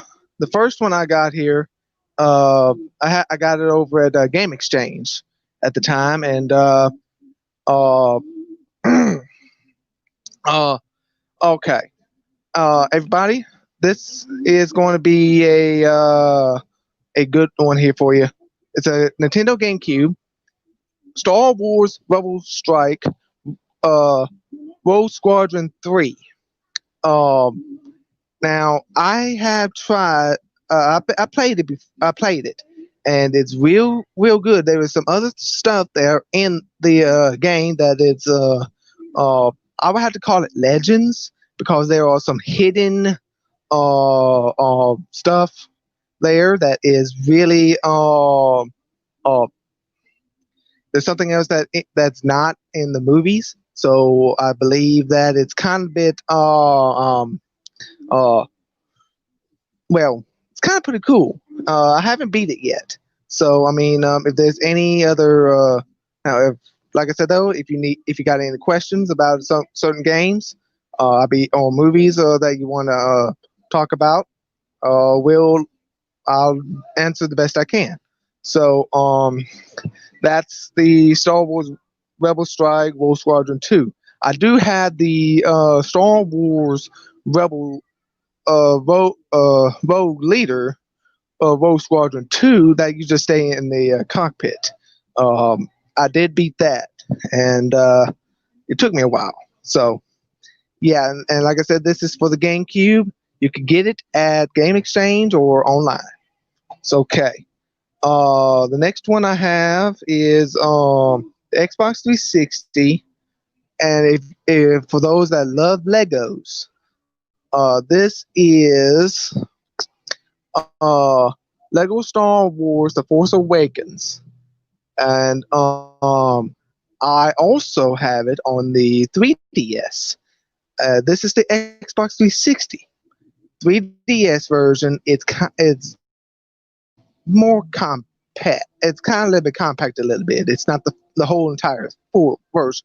It's just something a little bit different. The scenery's changed and some other stuff as well. So I haven't actually completed it all the way. I haven't got all the mini kits on it. It's kind of a little bit way more into it. Now on the 3DS version, I did. The 3DS version is very very I don't know. I beat it, and the last character you had to get is like the J.J. Abrams. So, spoiler alert. So yeah. Now the next one, well, I got it from GameStop when they had a PlayStation 2. It's called and it's a racing game. Let's see here. It's called Star Wars Super Bombad Racing, and I have to tell you, I played it before, and I don't know. So like I said though, if anything, oh well, Beta Girl, Beta Girl, your kiddo loves Lego games, huh? Which Lego game is that? Which one would that be? Is it the Lego Star Wars Force Awakens? But I do have another Lego game that's good though, and that's the next one I'm going to show you is Xbox 360. Lego is the Lego Star Wars 3, the Clone Wars. Now I just beat it. I haven't got on the mini kits yet, so it's going to be a bit yeah. So yeah. Now I do have. It's kind of a bit awkward to understand on this one. It's got a whole lot more into it. So yeah. And now the next one I'm going to show y'all is I just got. Okay, let's see.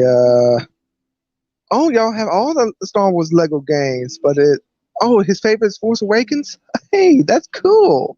I tell you one thing though, my mama loves Legos anyways because it's more fun, and I also have the Lego Star Wars: The Complete Saga for the Xbox 360 as well, and it's got more depth into it. And one thing for sure though, I'm going to tell y'all this right here, right now, that on the GameCube and PS2, on episode 2, you start off with Obi-Wan going to Kamino, right? But on the complete saga, you got to start off on Coruscant with Anakin and Obi-Wan going after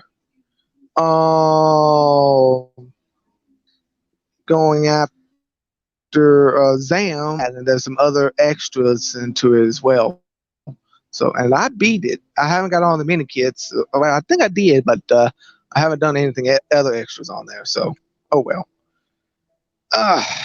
So let's see here. What are you using Now, today? the next one I'm going to show y'all. Jay, can you hear me? Huh? Jay? Oh, what I meant. I can What hear are you you, using buddy. to get on here? What I Because meant. yeah, because usually you can't get on here, and today you're on there crystal clear. And I don't know if it's because my phone's so much stronger than my computer was that it's helping out that little bit, or whatever. That's what I was just saying to my girlfriend. Like, I don't know, because I'm running straight off my telephone right now.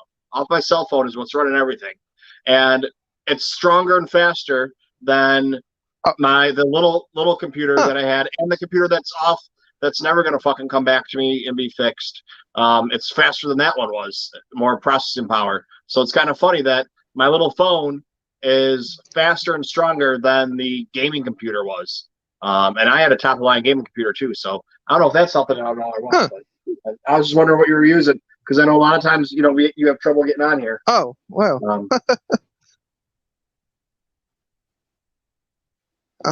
Well, it's all right, man. I mean, it happens. So I mean, I guess maybe some part of the weather. I guess I don't know. So sometimes the weather can do crazy things, and it might just happen. So I think I just got kind of like that. I guess. Hi, Jay. Well,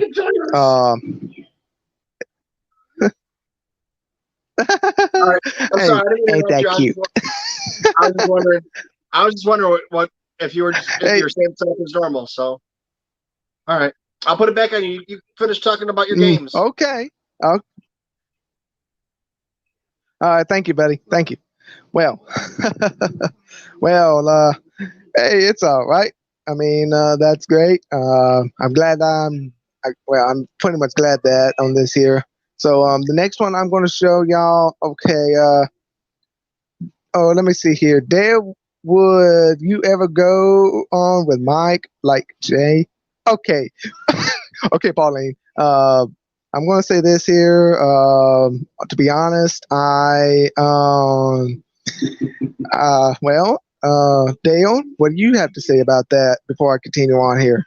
But I'm going to continue on anyway. So now this one here I got, it's a second one to the first one. It's called Star Wars Jedi Starfighter. The first one is the Star Wars Jedi Starfighter, which you can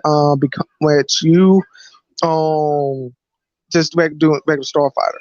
Now the Jedi Starfighter, you could be a Jedi, and you use force powers in it. I haven't beat both of the games yet. I mean, I tried. I mean, it's good, but it's not one of my best ones I tried, but it's pretty cool. It just kind of takes me a while to get it. So I'm going to show y'all the game, what it looks like, and it's pretty cool though. I mean, and this one here, you use force powers on this here, so you can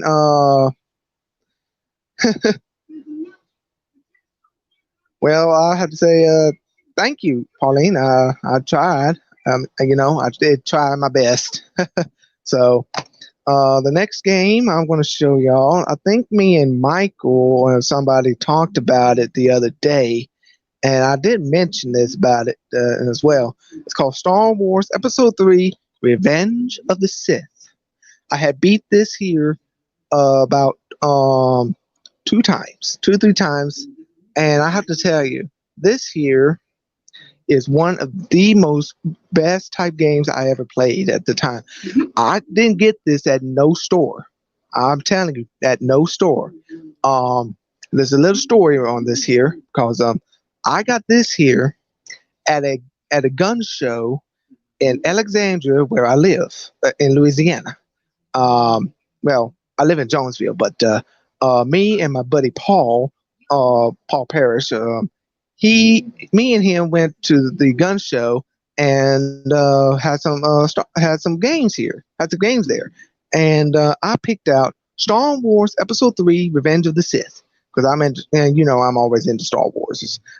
And also I'm going to tell you this here: the first time I ever collected Star Wars, the first game I have by Star Wars was Lego Star Wars 2, the original trilogy for the GameCube. And that's when I got into Star Wars. And that's how I got into it. So, and I love it. Oh man. And also you can play, and that's a different different outcomes. When you do duel, you can do Anakin versus Anakin. You can play even the character itself. Anakin, Obi-Wan, Dooku, and other stuff. And I tell you, it's real cool in different areas. You can even go on the Death Star. I'm not gonna lie on that. I mean, you can go on the Death Star. Whew, man, I love now Vader and everything. Man, let's see here now. The next thing I'm going to show y'all. Now this is the movies. Now I got some movies here, and I got Star Wars, the Episode 1, The Phantom Menace, and this is just a regular DVD, and I'll show y'all. And this is it's a 2-disc, and it's got special features. And like I said, though, I got this here. But this is when we first see Anakin here. Now, I'm going to have to tell you this here. George Lucas, he interviewed a lot of kids that could be Anakin Skywalker, but one of them fits the part. And that's who you see right here on the cover, and that's Anakin when he was a young boy. So, yeah, and this was dated back in 1999. That's right, 1999. This is the first of the prequel, which of course, though, I'm not quite sure about on the pre. I love prequels. Now, it's funny, it's great, and this is the first you will see Darth Maul. But there's a but. Darth Maul still lives. Yep. Jake Lloyd, that's Anakin. So, now I'm going to tell you this here. I'm going to tell you this. That Darth Maul is still alive. But he's still alive. Even after Episode 1, he's still alive. How? Watch the Clone Wars. You'll find out. I'm not going to say it, and that's all I'm going to have to say. And me too, Pauline. I love The Phantom Menace. Now, the next one I'm going to show here is another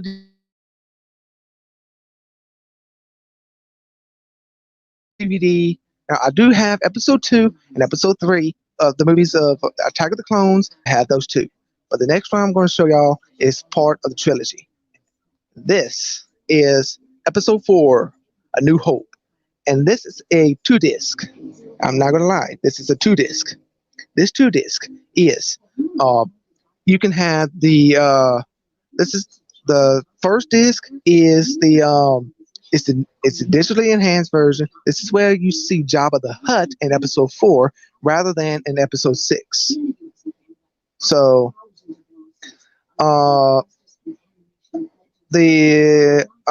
okay, me too. I never understood all the hate the PT got. Well, it's kind of of more of like a trial and error thing. I mean, it's more like there's some bits and pieces missing or something, but all in all, it's also due how Anakin get so angry, and he has some sort of a feelings coldness um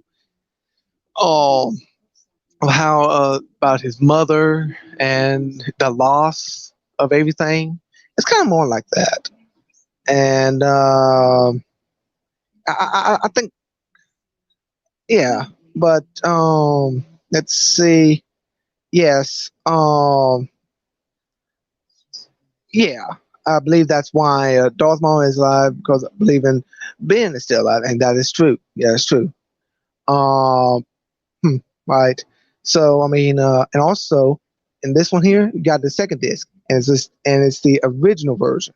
And this here in the original version, you don't have uh uh uh to be honest, it's kind of more of original. It's got different sounds of some of the original sounds that was on the theater in the big screen, dated back in 1977, and it's something to be behold on. Now,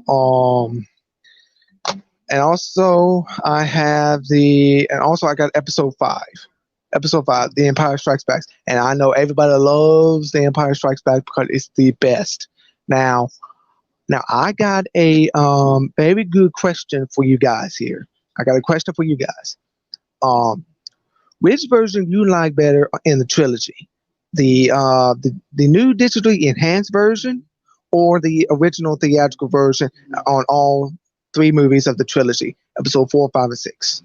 I mean, that's what now that's a question I want y'all to answer yourselves. Now, on Star Wars Episode 6, Return of the Jedi, this is where you originally would meet Jabba the Hutt. And I mean, this is something to behold on. Now, I know that, and please, guys, there's no need to drool, because I know about Princess Leia, Carrie Fisher. Yes, I know. And I'm telling you, it's not a very pretty sight. So, but, and I know that's the Bacta tank, but hey, it's cover. I know. Now this is about with the the second Death Star, and with Emperor Palpatine coming. Everybody knows Episode 6, and this is where there are different. There are kind of like a couple of things that is different. Now on episode 5, the thing that is different there in the original theatrical version, Palpatine looked disfigured, like Omnibus disfigured, and I don't like it. But on the new one, I have to say, it's kind of look like what he always looked like on my end. It's yeah. So, but on Episode 6, Return of the Jedi, and here's a fun fact. About Return of the Jedi. George Lucas did a little changing and changed it to Revenge of the Jedi, and there was a jacket that was Revenge of the Jedi jacket, which of course though like I said, I kind of talked about that the other day. So the next, so that's right there. So the next one I got here is the game PS2. Star Wars: The Force Unleashed for the PS2. Now, this here's got different versions of it. I'm not gonna lie. This here's got different versions on Star Wars: Force Unleashed. Now, on this one here, you go to the Jedi Temple 3 times. 3 times. But, the first time you meet Darth Decimus. The second time you will meet Darth Phobos. And the third one you will meet Kenton Neon, and that's when you have to fight him. Now, that's you make Kento Neon on the Jedi Temple. Now, I have the Xbox 360 version that is Star Wars Force Unleashed, which is way, way, way different. I mean, that is more of a full type version, more digital. It's really good. It's just full out. I mean, everything. I mean it. It's literally, I do. And also you have to face proxy on the Xbox 360, which why I don't know. I mean, but I think it's part of a program that Darth Vader's installed in him, and that's how. So, um, now but I'm going to talk about this here a little more. I have beat this game so many dang times, and I haven't got all the holocrons yet. Why? I don't know. And also the crystals and there's other stuff you gotta find.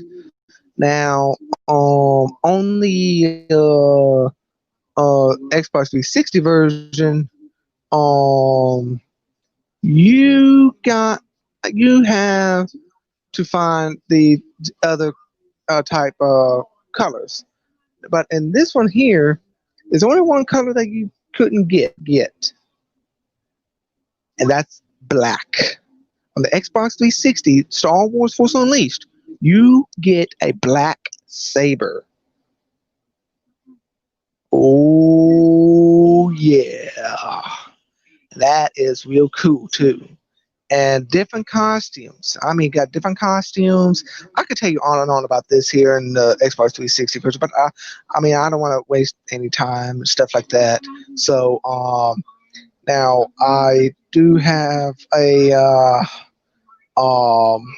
now now when you beat Darth Vader in this here, it's during the night, but on the Xbox 360, it's during the day. Everything is kind of flip flop around here, a flip flop. But still, though, it's real cool. I mean, real cool. I even got Star Wars Force Unleashed 2 on the Xbox 360, and it's way different than I imagined. Believe me. Oh my gosh. Whew, I'm really, really, wow. I like the part about doing the mind trick of a stormtrooper says,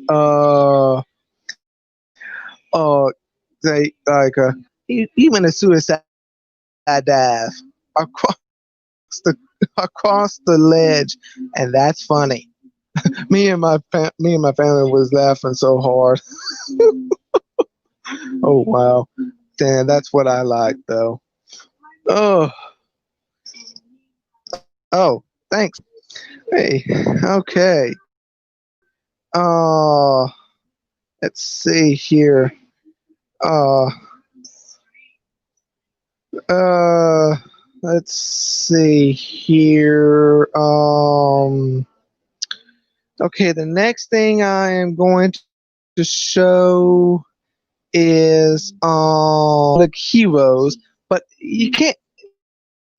It's just the box type. I got it from GameStop, and now I'm going to tell you about this one here. The Star Wars Clone Wars Republic Heroes. This is during the Clone Wars part. You either be Anakin, Obi-Wan, Ahsoka Tano, or the clones, or Rex, or Sakura. And let me see. Let me think. Well, to be quite honest, though, there is one other thing about that. I beat it once, and it's kind of bit. Some of it shows some parts of the Star Wars, the Clone Wars shows that was on Cartoon Network at the time, and it kind of let me go as far as I could, but what can I say? It's pretty cool. Now, the next one I'm going to show y'all is the last, and I'm not gonna lie, this here is the last uh movie that ever done, and I think it's pretty. When I've seen this here on theaters, I was shocked. Literally, I was shocked, and I did not know this part. Here it is: Star Wars Episode 9, The Rise of Skywalker. The Rise of Skywalker is one of the most awesomest movies I ever seen. And I had never, ever, ever seen anything. But I hate to see that Carrie Fisher has died in the episode during episode 8 or after 8. I hate to see that when she died. That is the most tragic thing I ever did know. It is. And that Rey is a Palpatine, and she is a Palpatine. But Ben Solo is a Skywalker. They are a dyad in the Force, and I'm going to say this here only once, that if anything, if Rey and Ben ever got together, their kids will be a Sith. It's something in the I believe maybe Michael or somebody would probably explain more better than me. I only know so far. I don't know anything else. So, now, yes, and it's pretty cool to know. And the only thing I can that Emperor Palpatine was still alive. And to be honest, though, this is by like dark science, evil magic. Let's see what else. What else? It's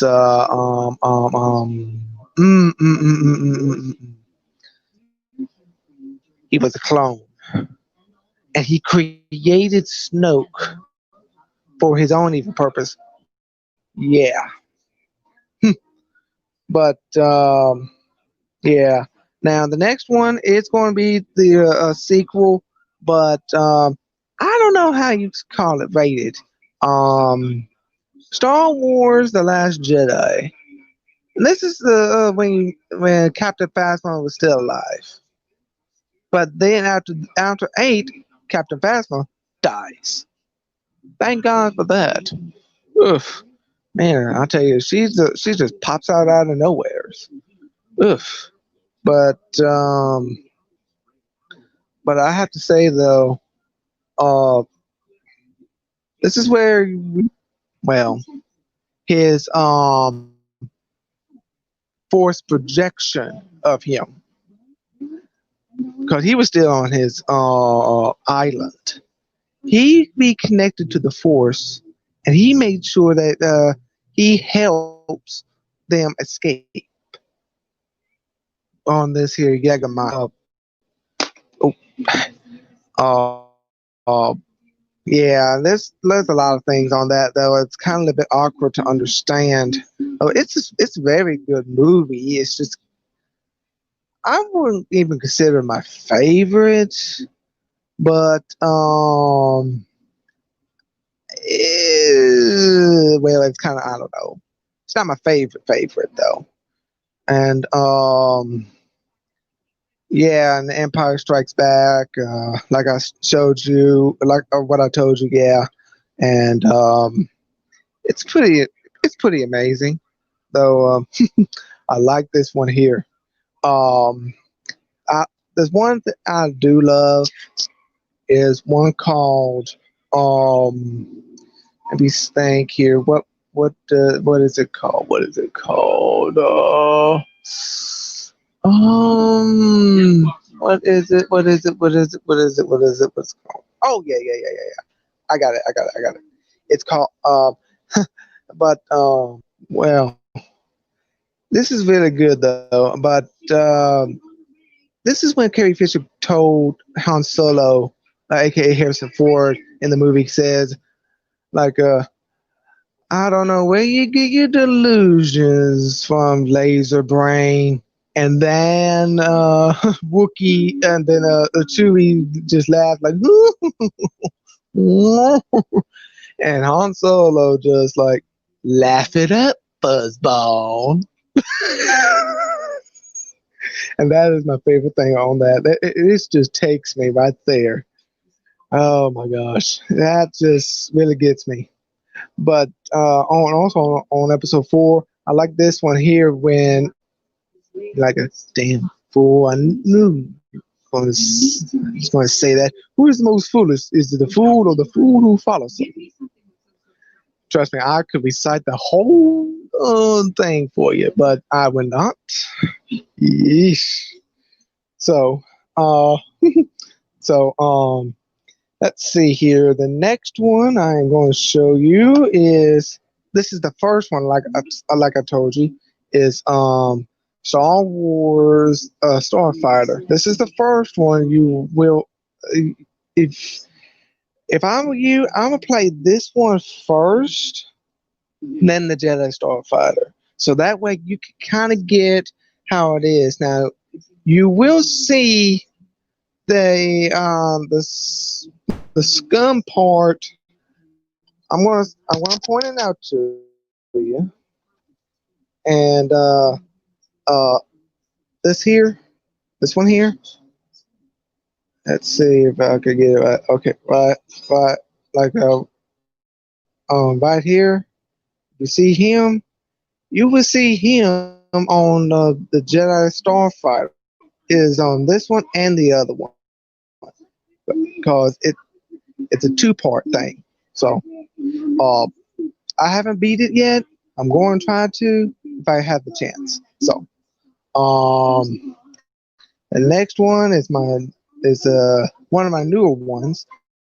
I just it's called Star Wars: The Clone Wars, and this is good. I'm not gonna lie. You be a tank. You can be a walker.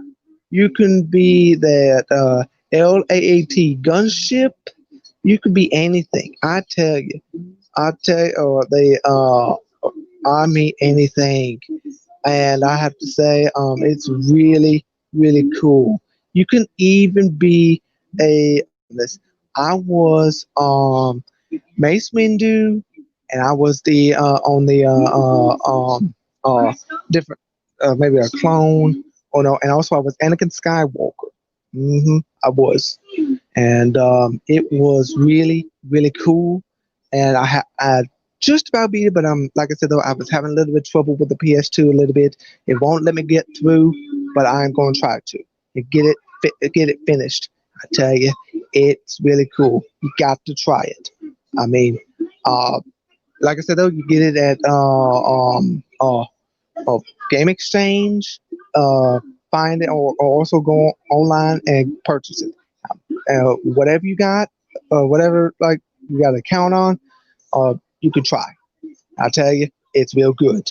Not gonna lie. And Star Wars: The Force Awakens. This is the DVD part. It's about like a big old giant cannon in the middle of a planet. Yikes! That's more powerful than the Death Star itself. I mean, you can make 2-3 Death Stars out of the planet Star Killer. I mean, like, whoa. I'm like, dang. Oof. But oof. Oh my. It's something. Out of this here.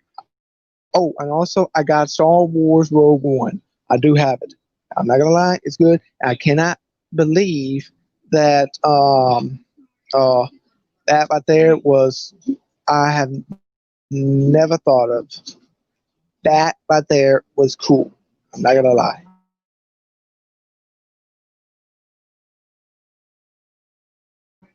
but it's kind of sad. And this is my newest one. It's one of my newest one. I do have this. I do.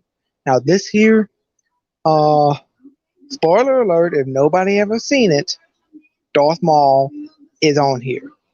Just a very little bit. Darth Maul is on Solo. Look it up. And I'm going to say, wow.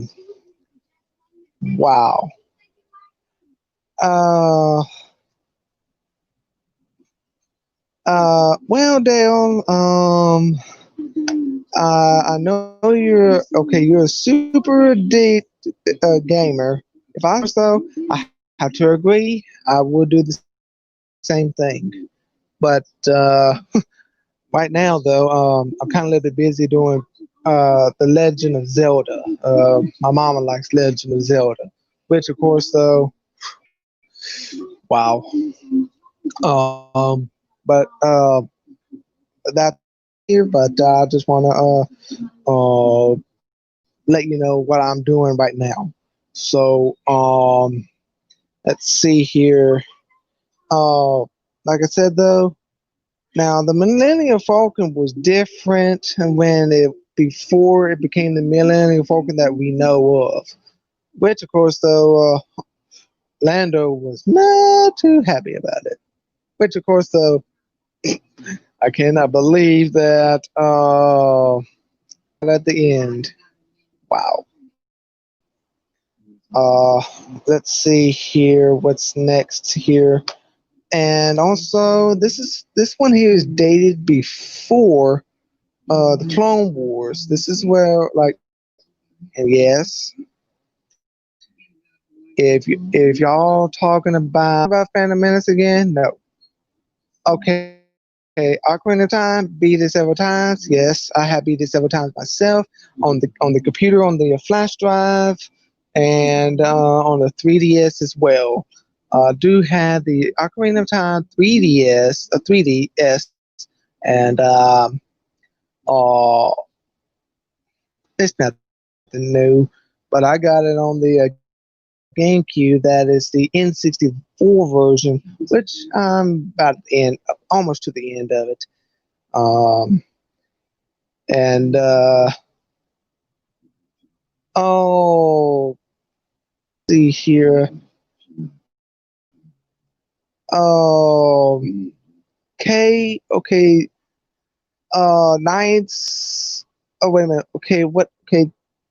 Can you explain that one, Pauline? KOTR. What's that? Is that like Knights of the Republic? Hey, Carmen Flores. Hey, Christina. Knights of the Old Republic. No, I don't have that. I don't have Knights of the Old Republic. That's a computer wise. I can't. I mean, I thought about it, but I just can't. I don't know. I tried, and it's kind of a bit hard to get it. Yeah, it's a pretty amazing game there. And oh, hey, Mr. Rez, what's up, buddy? And well, and I'm going to say this here. Oh, hey, the Great Council.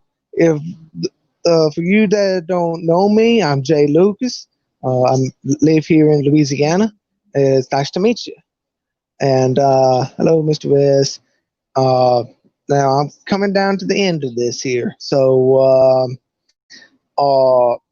the Great Council.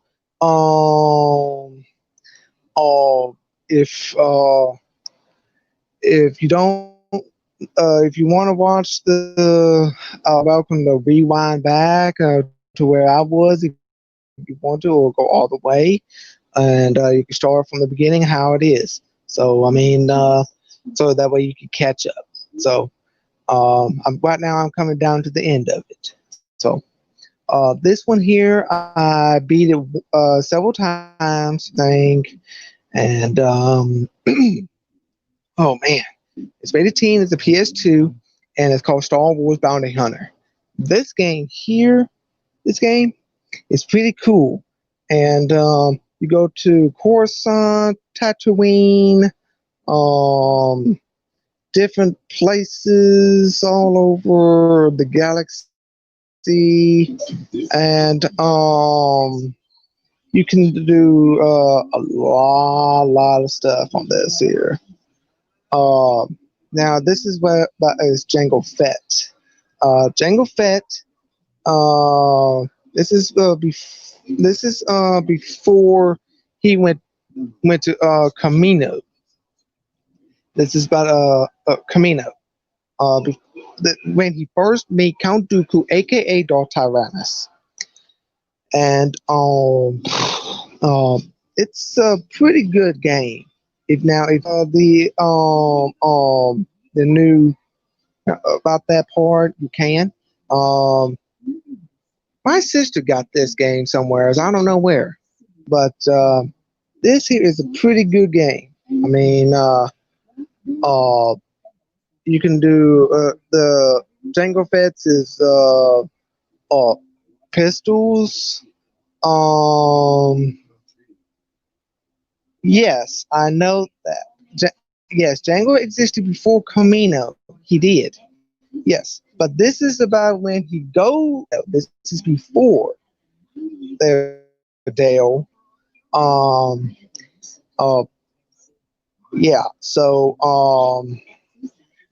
Yeah, but like I said, you can use his pistols, the flamethrower, the whip, and the rocket launchers, and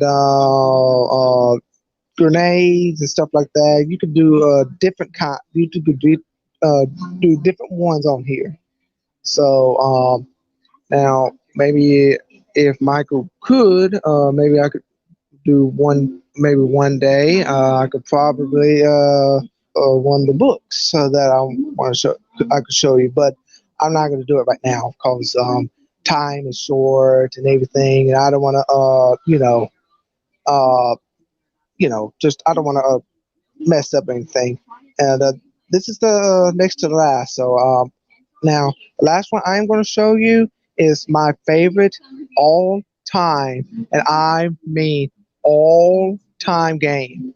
And I love it. I mean, I played it, beat it so many times, and I still love it to this day.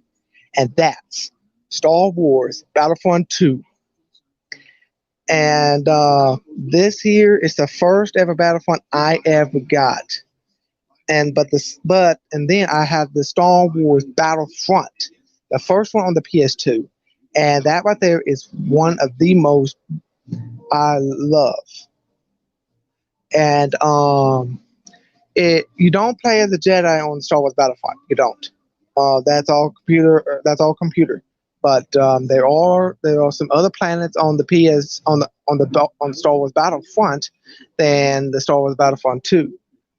You can go to different part of Yavin 4. You go to the arena, and also there's two um uh, places on each planet. Not the four main planets. Not the four main planets. The four main planets that is always going to be the Camino, Hoth, and Endor. Now, Yavin, Renvar, Tatooine, Kashyyyk, and I'm trying to think. Oh yeah. Bespin. The other ones that you have to it's got two different places. So yeah, but on Star Wars Battlefront 2, there's only one place at each time. So on that one there, you can play as a Jedi. You could be you could be Mace Windu, Obi-Wan, Yes, you could play as Ella Sakura, different ones. So different ones you can do. So Hang on, Jay, we got a super chat. yeah, We got a super chat from the Great Council. there's oh man, See that, Jay? a whole lot stuff here, and now Thank you, Londa. also you can also fly in space battles, and also in space battles you can do you can destroy capital ships, uh, be a bomber, regular, like a A-wing or a regular starfighter. You could go inside a capital ship and destroy on the inside, plus droids and all that other stuff. Plus, you got war bonuses, elite rifle, guided rocket launchers, a water shotgun, uh, different ones, even a beam sniper rifle. I have done all the upgrades of when I was profiled as Snowball. Uh, that's a long story how I had Snowball. Okay, long story. So You gotta say that for the septic tank. this is like I said though, and also on the uh what is that, Michael? Nothing. I was talking about your What was snowballs, that? but nothing. Keep going. You're almost done. You got it. You're doing a great job, man. Okay. Yeah, I know. I am almost done. Oh, so thank you. But like I said, that it's a long story on the snowball part because I had a cat named Thing, and and he died. His brother killed him some time ago, but that's how that. And I did my other profiles as well. You can do different ones like now when I was Snowball and I was getting real high, I had like over like 50,000 points on that. 50,000 points, and I am a high ranking general, my rank. And I play different ones. And also the first ever heroes versus villains from all that. I was a hero, and heroes always wins. But and I beat I won when I was a villain, and it kind of you have to really work at it. I mean, you have to work at it very hard to get to it. Now, you can be Darth Vader, Anakin, General Grievous, Count Dooku, even Jango Fett and Boba Fett. I'm not gonna lie. And also on the Star Wars Battlefront, the first one, if you were the Empire, you have to if you get for it, you will use the ultimate secret weapon, the Death Star, to destroy a rebel planet. Yes. You can destroy a rebel planet completely, and oh my gosh, that is whoa. I mean, whoa. But on this one here, and that was on Galactic Conquest. Now, on the Galactic Conquest on the Star Wars Battlefront 2, you had to go in the entire galaxy of it. You could do Clone Wars or different ones, and let's see here, on the Clone Wars part, if a base planet is crippled, or if you beat on a base planet, get all the factions, your enemy is going to cripple their income, and they will hardly ever gain any ships from it. Now, and that's that. Now, that's on the Galactic Conquest. Now, there are other different areas and instant action you can do. like one you can do on the 10 to 4. You're gonna I'm not gonna lie. Uh well, it's on Tatooine, but you're not gonna be on Mos Eisley. No, it's not Mos Eisley. It's Jabba's palace. I'm not gonna lie. You can play in Jabba's palace and Star Wars Star Wars Battlefront 2 and instant action. Yeah, and you can do different ones in there. It could be either Clone Wars or Galactic Civil War. There's different ones that you can try, and also So, different Jay. space battles. You can do maps.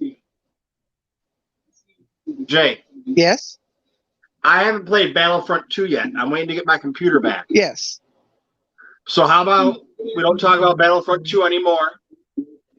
And then once I start playing it, you can come back on and talk to me about Battlefront 2. We can have a conversation about it. How's that sound? Oh, okay. Okay. 'Cause then Well, there's no spoilers for me. that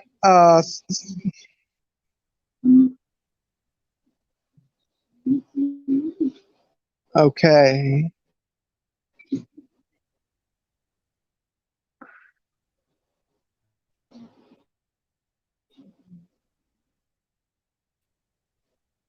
Oh, and Jay just froze now.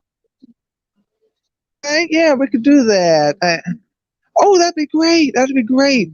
Maybe the next time, whenever we maybe have more time, whenever I can, and we can chat. We can do it maybe one day next Monday or whenever you want to do anything else. Now, one thing I want to tell y'all that like I said though, if you got any questions about different games that if I got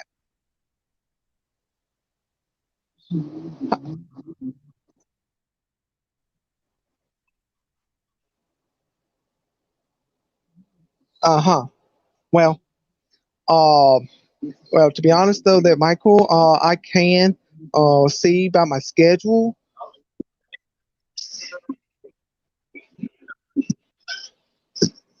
Okay. Uh, Yeah, you wait till I get my computer back. Well, And I can play the game a little bit. I have to Maybe say we can- though, Uh-huh. that I have to say though, this is great. That like I said though, if any of y'all have any more questions about the different games or anything that if you want to know how to beat it or anything, I'd be happy to help y'all any way I can. What was that, Michael? No.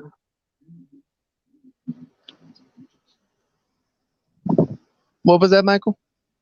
Nothing. Keep going. Okay. Well, now I'm just going to say that uh, this is great. I have to say that, like I said, though, if you got any other questions for me, that maybe next time, if y'all want to know about more about the games I have, if there's any other game that that if you want me to try, I'd be happy to. But I'm going to try to save up some money. All right, man. Yeah, maybe next time. Maybe next time on that. But Yeah, well, I'll be if happy. they have any questions, I'll be happy for it. they'll keep them for. And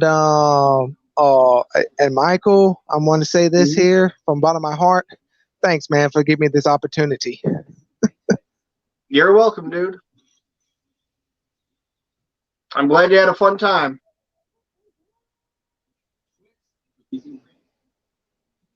All right. Oh, and he freezes right at the end. Oh, there it is. All right, Jay. Jay, thanks for stopping by, dude. It's been a great time. Well, I got 25% left on my battery, and I have to say I have to go. And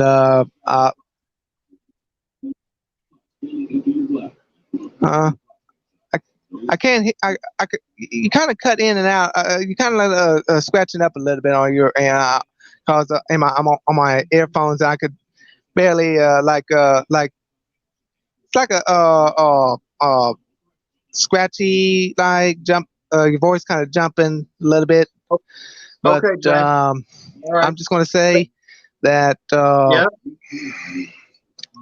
thank you. All right. And Joel, we'll get you on another time. I promise. I just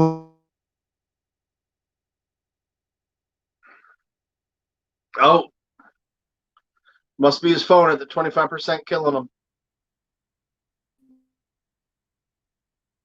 All right, everybody. So that was Jay. Everybody knows Jay from the chat. Jay's always in the chat every week talking about Star Wars movies and Star Wars video games. And, you know, he's been trying for months to get on here. He's just never been able to get on. And somehow he was able to get on. And he talked to you about every Star Wars video game he owns and every Star Wars movie and told you all about them. So now we know all about Jay's Star Wars games and movies. He'll be back some other time, too. I'm sure of it. Anybody else that wants to come on, you know, everybody's welcome. I put the link down here. I'll put it back up in there too.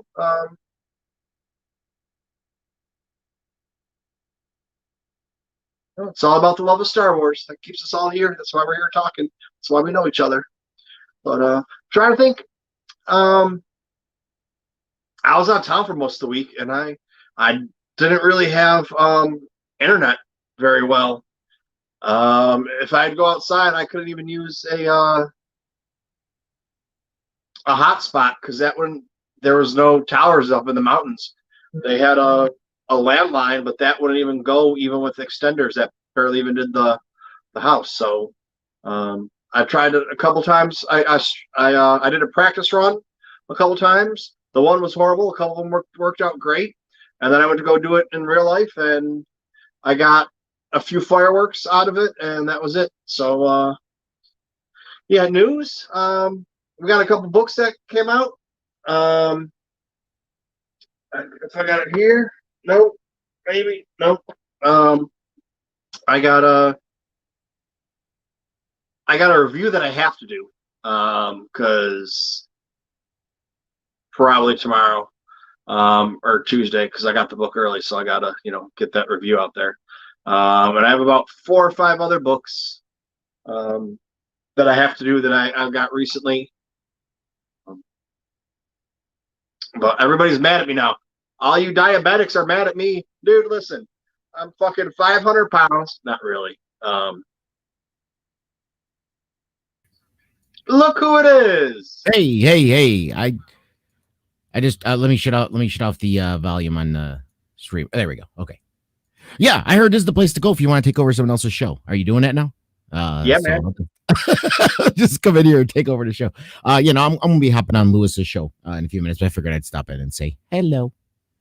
I don't get to stop in too often here. Usually this time of day I'm spending time with the girlfriend, but she had a hard day at work today, so she went to bed early. So I was able to come on down here and watch some videos this evening. How you doing? I'm doing all right. I had my interview, so I'm doing August is Australia month. So on my show where I usually have content creators or whoever I want to talk to come on for the first half, it's all Australian people. So I had Josh Chapman from Star Wars Spelt Out, and then we're gonna have Bacta Co. Next week, and then Mike Zarbo the following week, and then Shaken Not Nerd the week after that, and then Steele Saunders to end out the month. There's a lot of people in Australia that do this stuff. Australia's got a lot of podcasters and YouTubers too, but I think they have a lot of podcasters too. More than strictly just YouTube. But yeah, there's a lot of people down under. Chicago though, man. Chicago's I think got more than anybody else. I don't know why. Podcasters, yes. There's a lot of podcasters from Chicago. YouTubers, there's not that many. I haven't run into many YouTubers from Chicago. I gotta be honest with you.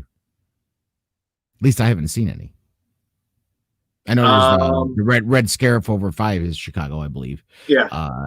That's the only one I've really seen. I think there was a girl. There was a girl channel too. I think that was in Chicago. Yeah, WSTR is over there. I think Big T, Little T, that's part or one of the guys from WSTR. If I went down my list that I know of people, there's probably about 10 that I could come up with from Chicago. Which I don't know, it just seems where it just seems like the highest concentration of podcasts coming out of there. Podcasters, yeah, there's a lot from here. I don't know. We like to talk, I guess. Oh, I do have something that kind of relevant for your show since you do the pop dolls and the toys. I got some pop dolls last week. I think you might have seen it on my show, but I'll show your people's.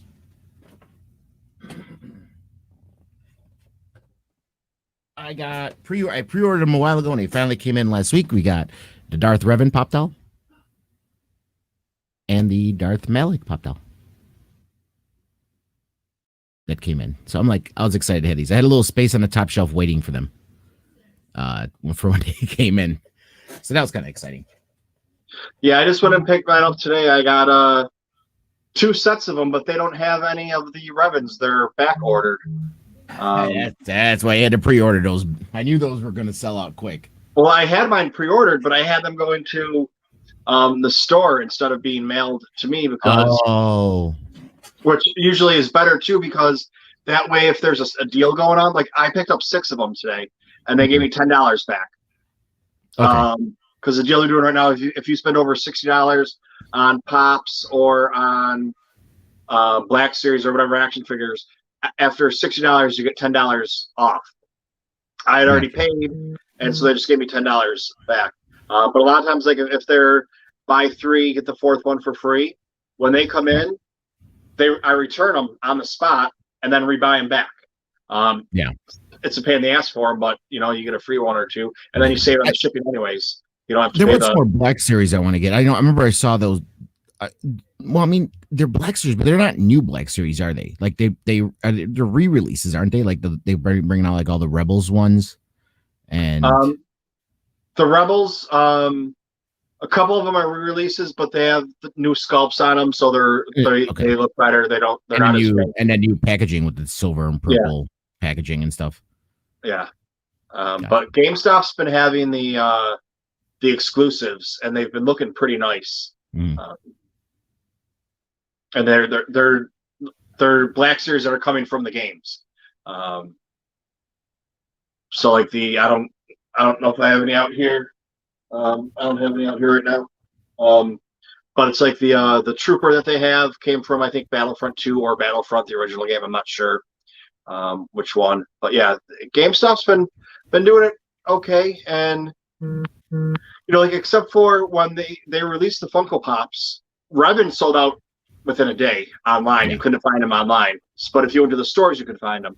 But I ordered some extra ones because I have some friends that couldn't get them online. So I said, I'll pick them up at the store for you. It doesn't, it's fine. Yeah. And they're going to end up paying the same thing anyways, because they would have had to pay for the shipping anyway. So it ends up being the same price for them.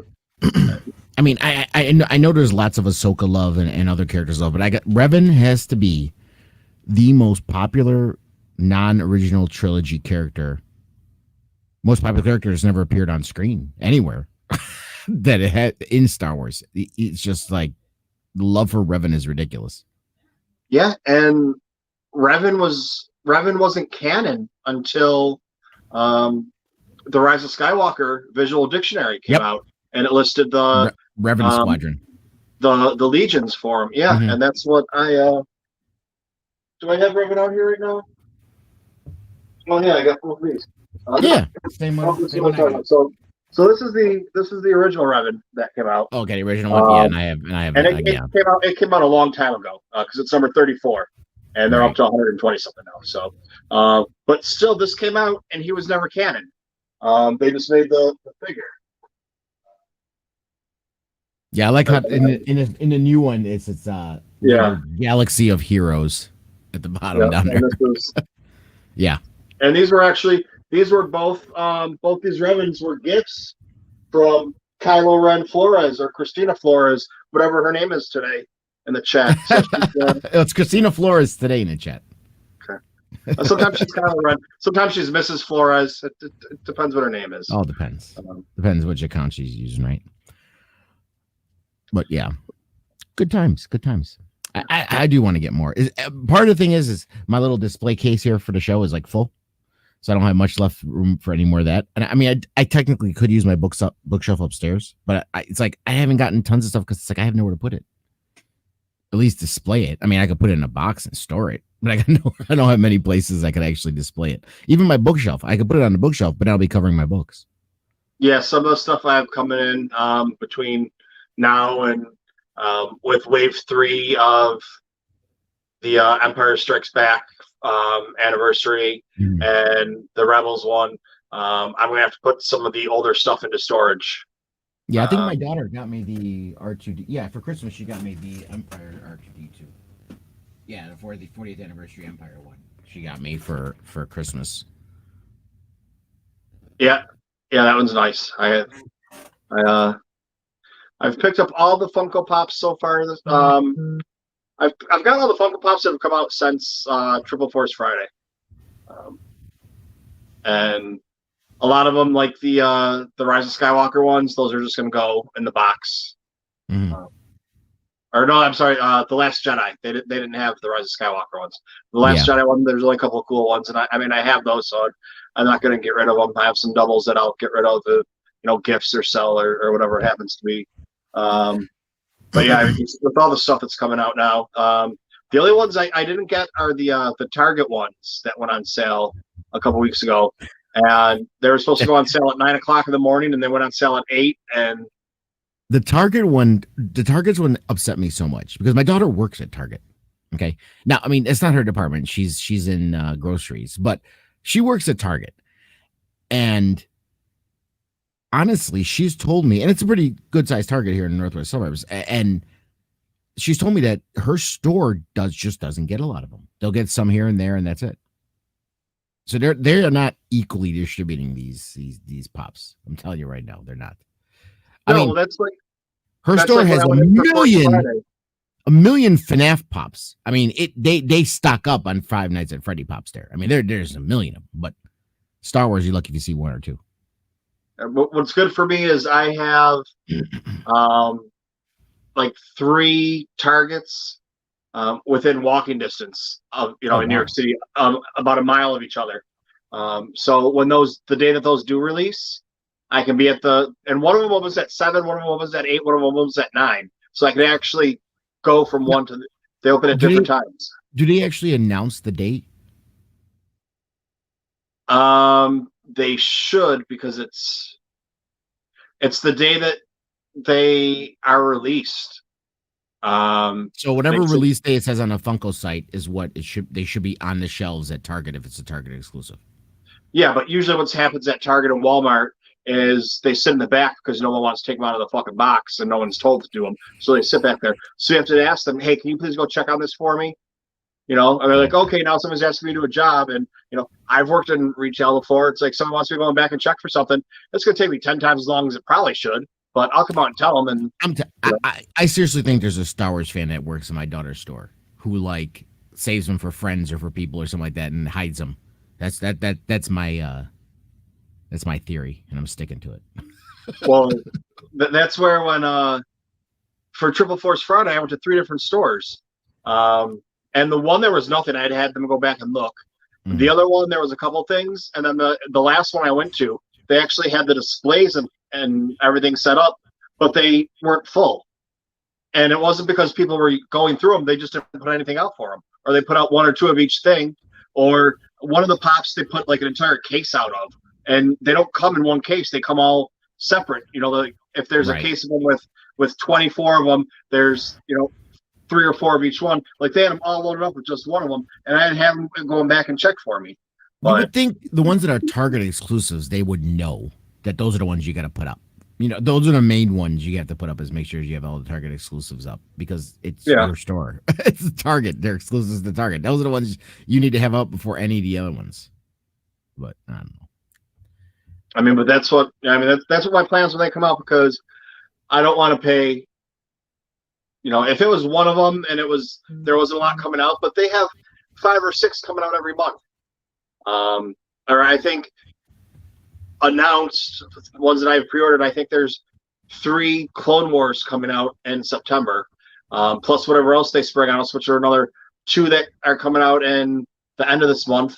Plus, yeah, I mean, and it's hard to keep track of them because they're all exclusives, all different stores, all going out. I got the Moff Gideon one the other day, and then I got an extra 1 or 2 of them too, in case anybody needs it.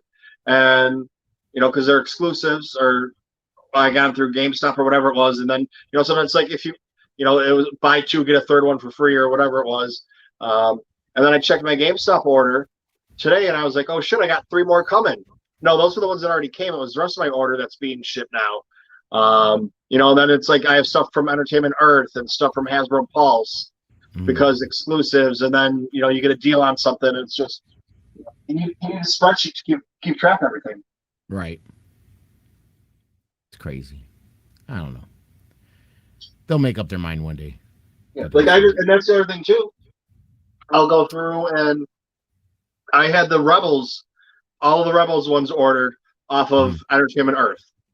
And then GameStop came out and said, hey, if you order all these, it's only $130 instead of $180. So I ordered that. I ordered it off of GameStop and then canceled my one at Entertainment Earth. So, yeah, it's just a lot of wheeling and dealing trying to figure it out. And yeah, that's insane. Once I get the computer back and get the website up and going, I'll have, not really a store, but just I'll have ones listed on there that I want to, either trade or sell or whatever. It's really tough though when you have a pop that's worth $7 and it's $5 to ship it. You're going to charge somebody, $13 for it when, people that this is what they do for a living on eBay and get them for free and buy them in bulk can sell them for way less. And, it's just making a couple dollars, I guess, is better than nothing. Yeah. That's pretty much what it is. All right. Well, I'm going to go. I got to get ready for Lewis's stream. So I want to chill out for a minute and then I'll go on his stream. But it was fun coming on. Thank you. All right, when are we finding out about this comic book? Oh, Isidore and Immortal Chains. Yeah, the pre-launch page is up now.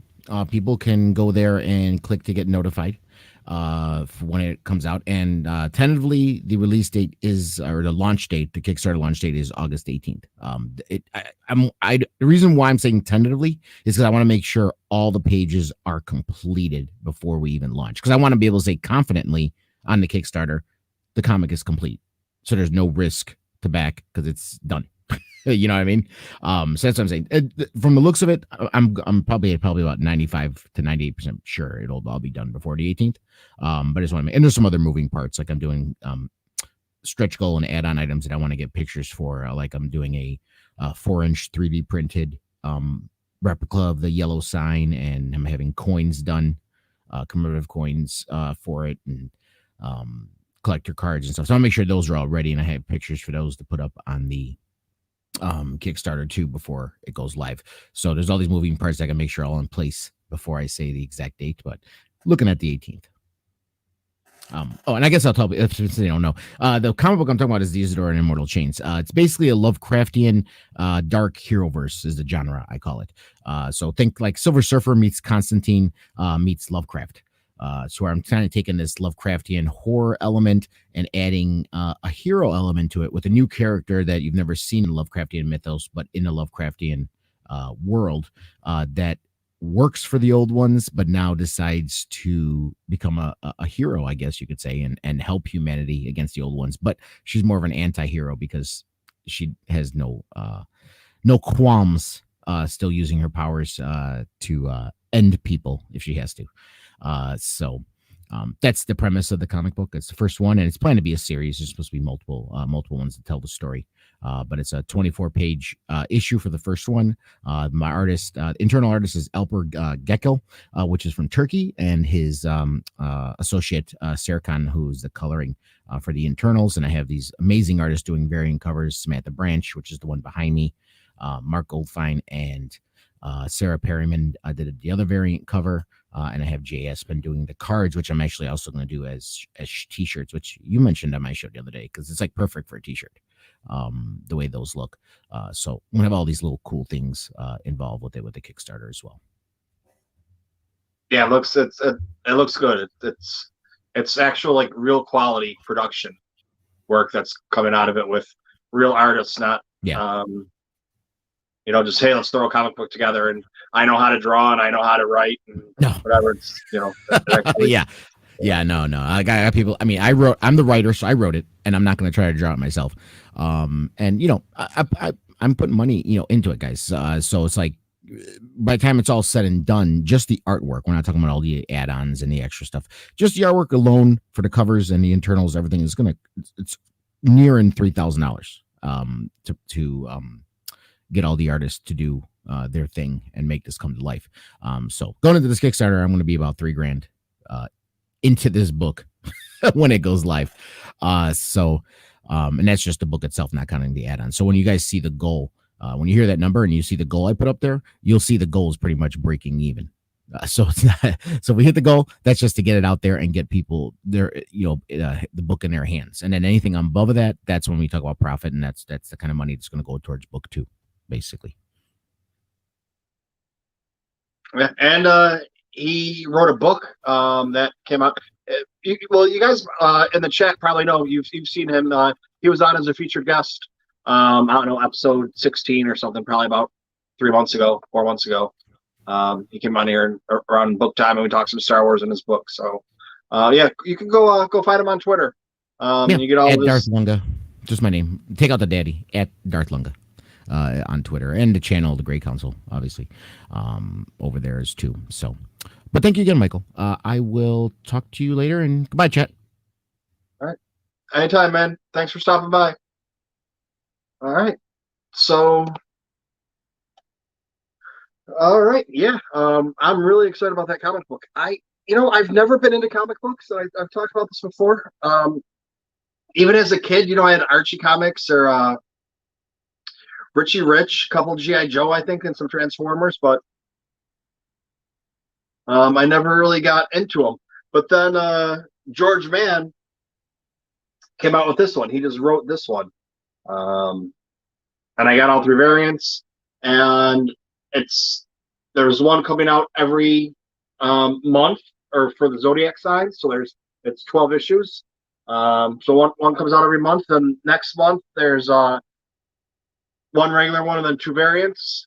But it's funny that Star Wars, as much of a fucking Star Wars nerd that I am and know everything about Star Wars, I don't read the comics, but I have friends that read the comics and tell me about them, so I know what's going on. I just don't read them myself.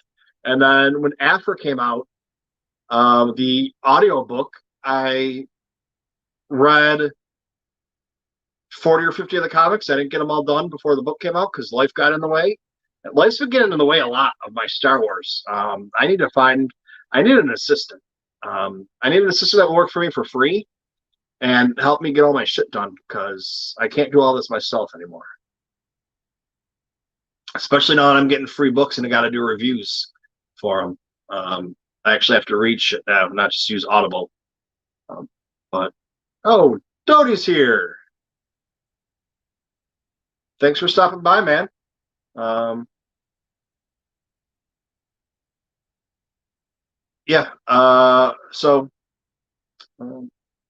don't know. Is there any Star Wars news to talk about? I mean, I don't know. I haven't been around for a week.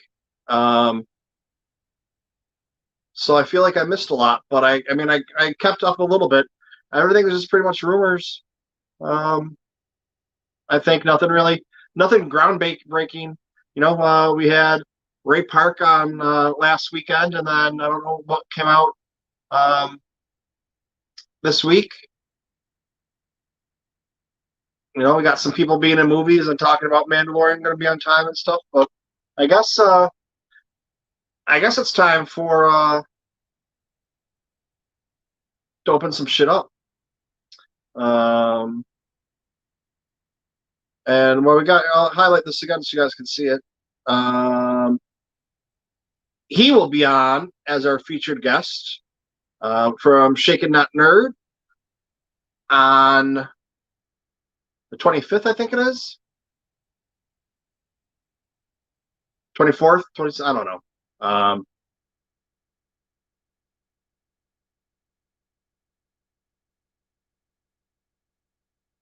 Something like that.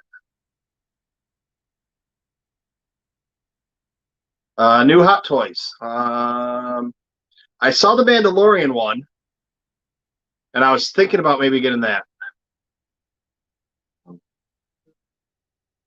Yeah, I was trying to do the math in my head because, it's like today it's the 4th for you. So when Josh came on, he came on the 4th at 11:30. It was still the 3rd at 9:30 here. Like he actually had to come on. We moved the time around a little bit, but yeah. So yeah, I don't know if there's if there's anything that we got to talk about for Star Wars. I don't think anything. I'm still batting 1,000, bro. I've been saying for months that they should and are going to do it like Marvel did. Solo 2, they're going to do it like they did. Marvel did Netflix. And everything that's coming out keeps showing that way.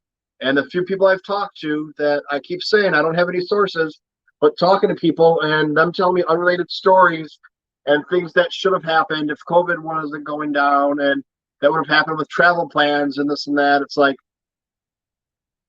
you take a little bit from over here, a little bit from over here, and you put it together, and all of a sudden, shit's making a lot more sense than it should have. But all right, I guess that's time. Somebody's got to say it because I got a bunch of shit right here. I don't know. See that? That's some stuff to open.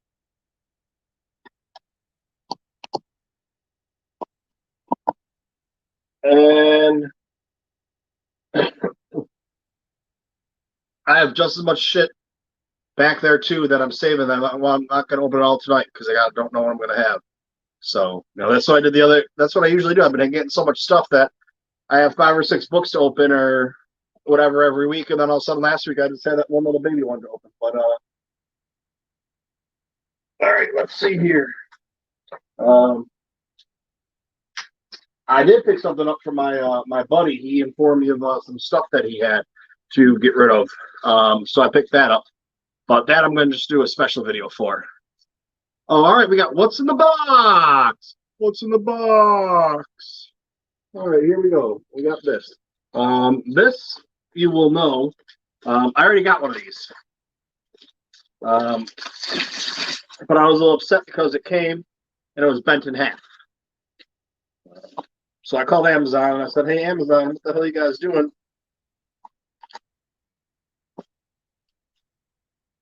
And this one is not bent in half. This is the Mandalorian calendar I got. Is it last week or 2 weeks ago?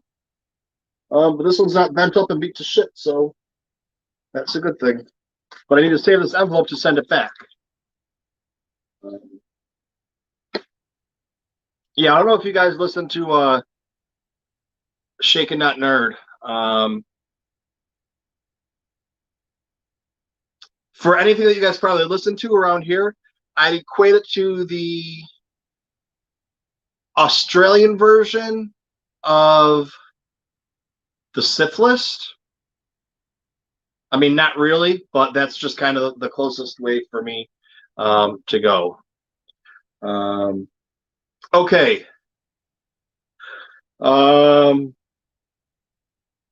I know what these are, so I'm trying to figure out what the best one to do is. So we're going to go with this one now. Because I got smart. When I get boxes delivered, I go to my Amazon account and I pull it up. Oh, I guess this is off a little bit now. Go to my Amazon account. Oh, look at that. Look at that bad boy right there. Do you know what that says right there? That says this is a damn good place to be. Not for me. Not for you. But whoever's coming on talking with me. Ask Jay, he'll tell you. You had a good old time today. But anyways, here's this box we got right here. It's a A3 BX7. I don't know what that means.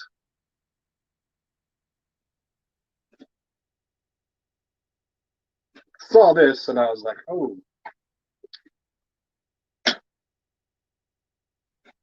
Yeah, just honestly, what's really killed me this last month and a half is not having a computer and just having this little baby thing. And I was gonna get a new iPad or get an iPad so I could, do stuff with it. Because I need something besides the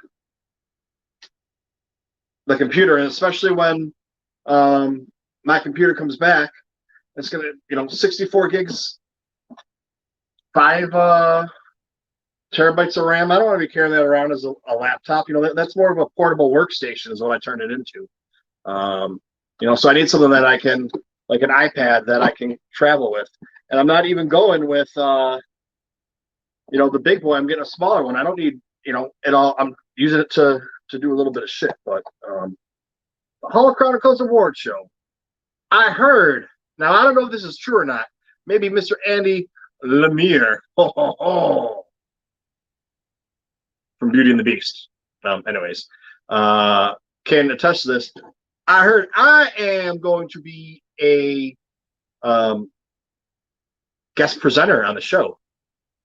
I don't know. That's what my sources told me. But anyways, in this box right here, we have Stickerland. What is Stickerland, you say? Well, it is a bunch of little stickers. I'll take a little better look right there. It's a little bit of everything right there on that page. It looks like OT, PT, STDs, whatever's going on up here. And I was saying it really quick earlier. I found a new app. It's like it's called Live It, and you need to like apply, and they have to allow you to be on there. Well, I mean anybody can do it, but they don't. Whatever. I mean, and you go on there, and it's like Instagram, whatever people do. On Instagram, but it's not pictures, it's like Instagram Live. Oh, Boo Boo, come here. Hi everybody. You might know me as Delilah, especially any of the patrons. You might have got my stickers or my magnets because I'm special. And I want to let everyone know it has been confirmed 100% that it is a possibility that my dad is going to be a presenter for the award show. The end. There you go, Dale. There you go. Yeah, Delilah has stickers and magnets, and so does Nubs.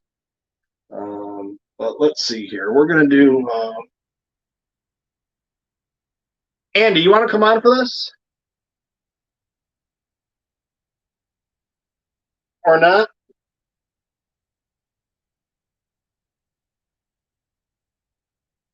Let me know if you want to come on before I go open up this big old box. You don't have to. It's nothing important. Sure. All right, big old box right here. Big old box. What could it be?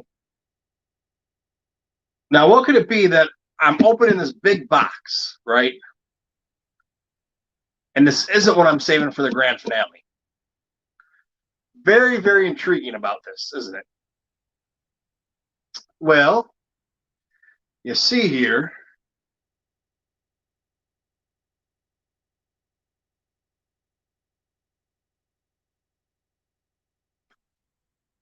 So yeah, I have some stickers going on for some more people. Soon. I wanted to make sure that all the Patreon or patrons or whatever, that they got theirs first, and they got theirs. They should have got theirs.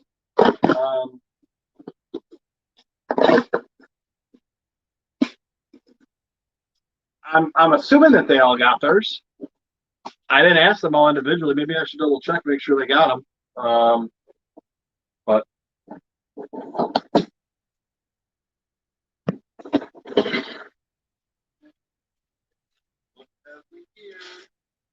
what have we here? We got some packing material.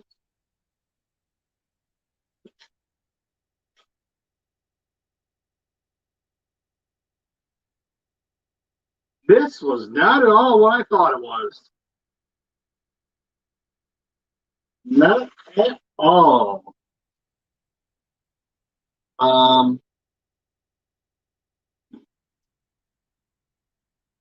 Okay. I thought that this was the next wave of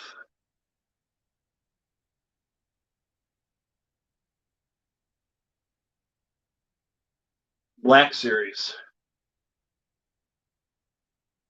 because my Black Series Hot and Carbonite and my Sith Jet Trooper is supposed to be coming in tomorrow, so I knew it wasn't that.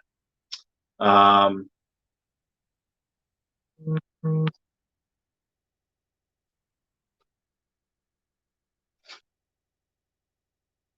right, well,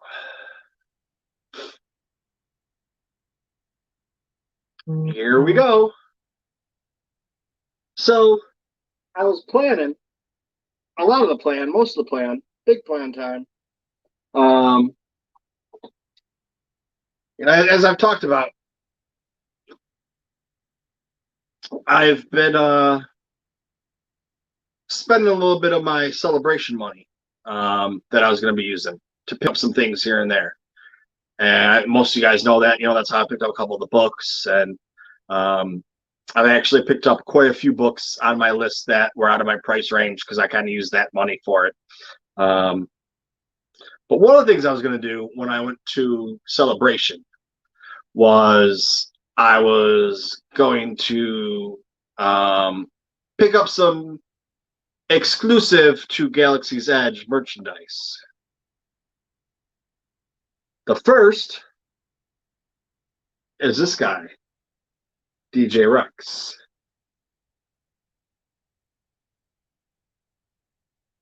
So Funko Pop right there. Like that bad boy, don't you? You want him to spin your records, I bet. I don't even know what that means. I probably made that sound dirty, but and then the other one, Hando Naka. Yeah, baby. Oh, I can't even do a Hondo voice. I was just gonna go do it, but landing 2019. So I don't know what else we got coming. Oh, there actually are some. See, the box a little messed up, but it's all right. Whatever.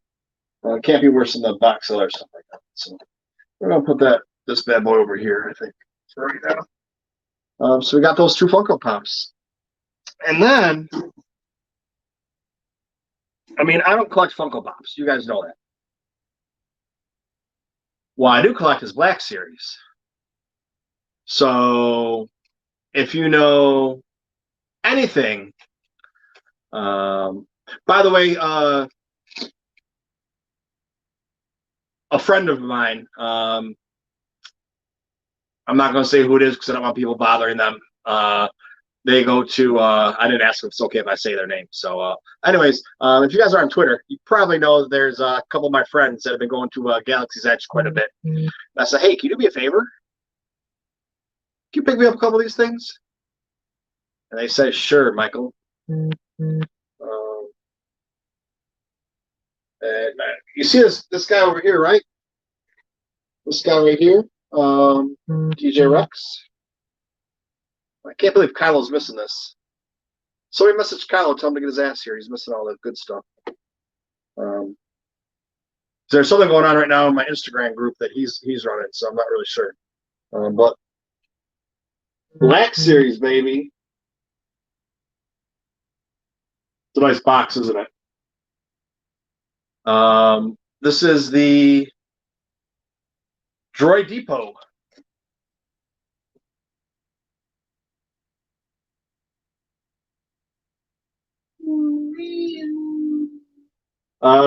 You have C3PO. Oh, you have C3PO. Then you have R2, or no, that's R2 right here. BB-8 and DJ Rex.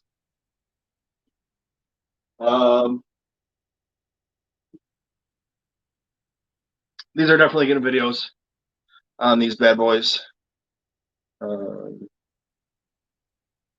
And then you have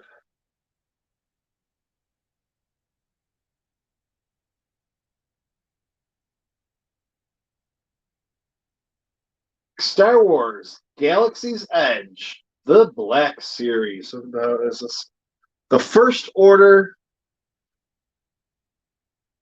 First Order, I guess. I don't know. Shit. Pretty sweet, huh? Pretty sweet.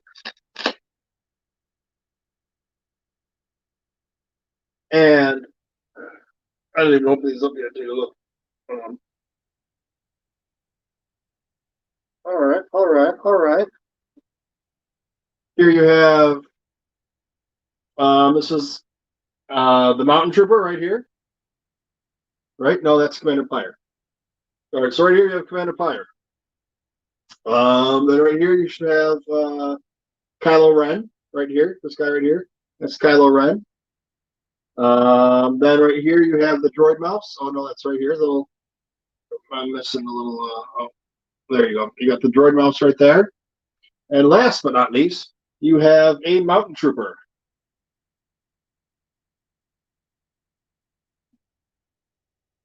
All right. Yeah, so just so you guys know, I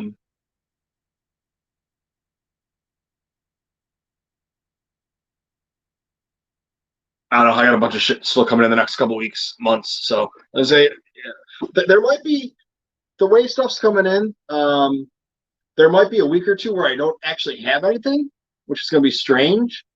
But I'm opening. I'm showing you guys 2 Funkos and 2 Black Series exclusive Galaxy's Edge things. And that would be impressive, I think, as itself. I got a question. How the fuck do I go? I lost 5 viewers. Open up all this cool shit. One of them might have been Pauline, or one of them Darth Longa, but still, everybody's leaving me because I'm not done yet. No, sirree, Barbarino. Oh, let me show you this bad boy. I mean, I just showed you Kylo Ren, his First Order people, right? I mean, you got the dark side. And the droids are just there as helpers, kind of slaves, kind of like the clones. They're just there to serve their master, serve the people. And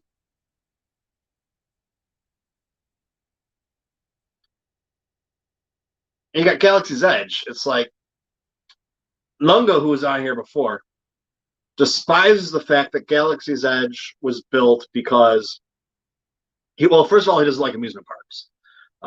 Things are overpriced, waiting in line for rides, blah, blah, whatever bullshit. I don't know. I think they're great. I love them. I don't know. He got whatever happened to him. And I was going to make a joke, but wouldn't have been nice to talk, whatever. So anyways, yeah. Dale, what's the last thing you remember? And then, it's called Galaxy's Edge. And they build this to sell stuff. Well, they put a ride there called the Smuggler's Run. And with the Smuggler's Run, you get this bad boy. Woo-wee.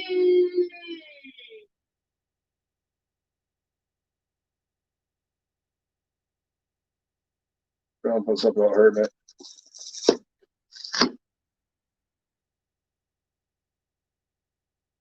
You gonna see it before me? Bam! I haven't even seen it yet. What's it look like? Oh, Hondo, some porgs. Ray. You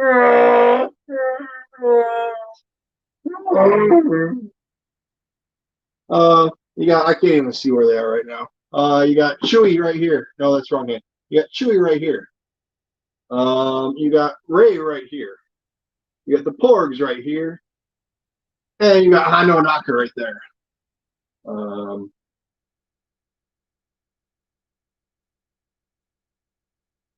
Did you see? Oh, Dale missed this guy.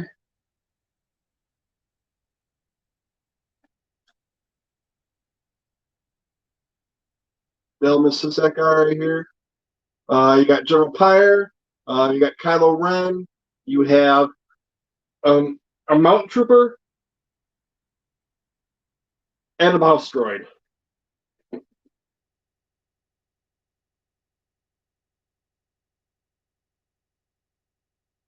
I'm really going to have to check because I really thought that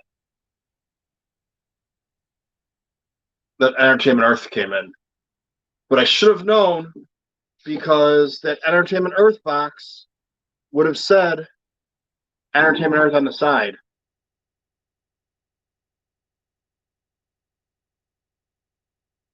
And this just says UPS ground.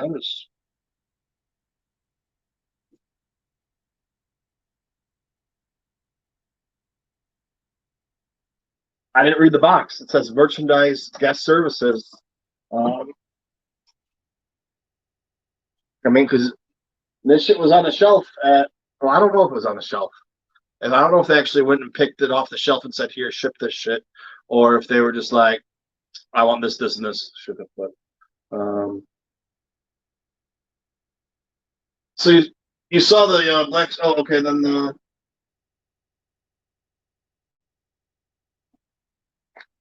saw this, DJ Rex.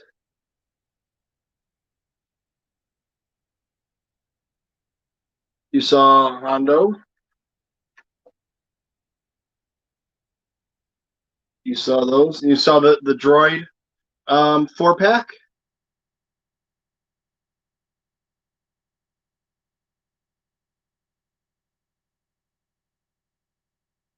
Okay, yeah, that's it. That's it. I was talking a lot, I guess, because I was kind of excited. But yeah, we'll just do this. We'll throw that back in the box. You know, I'm really glad that I did these tonight because I was gonna save it and do the other box that I got from my buddy for things. Yeah, I still got another big box back there of some cool stuff. But,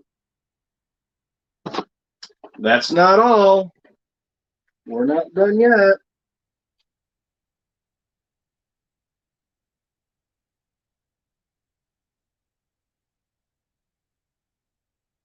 So I thought that was just going to be the case of Wave 2 or 37 or whatever the hell they are of those guys of the Black Series. I didn't even think that it was that. So yeah. So anyways, I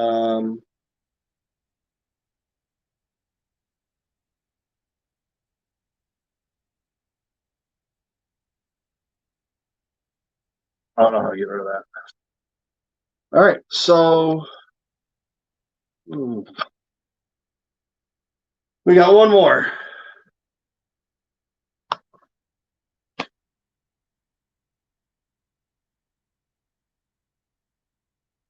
I don't even know what this is. I think I do. But the one I thought, I don't know. Got a big box right here.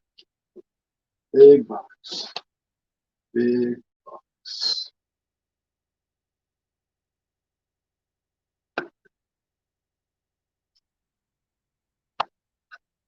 Yeah, like I said, I've been checking the packages and writing on them and stuff like that. But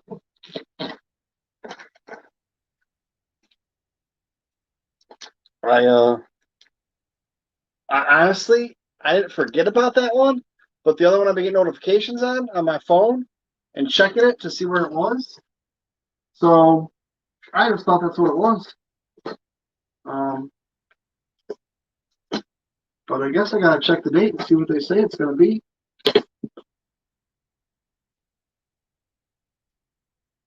Because yeah, I got two videos that I recorded that are sitting there in the notebook that just need to be edited and put up there. And they're just short little bad boys. And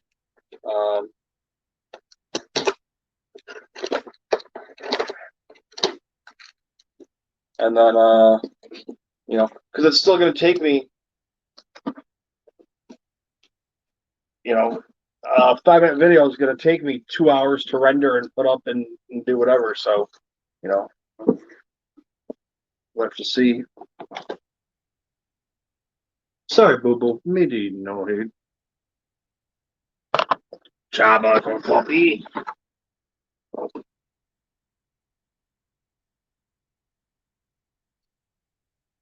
Okay. All right.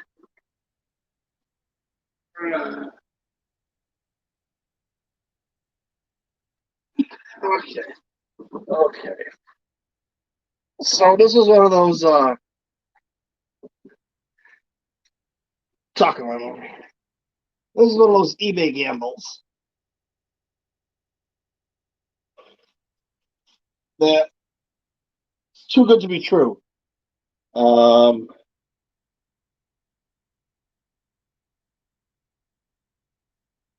But I couldn't pass it up for the price because it was literally about 20% of the going price of them, or what I've been seeing them for.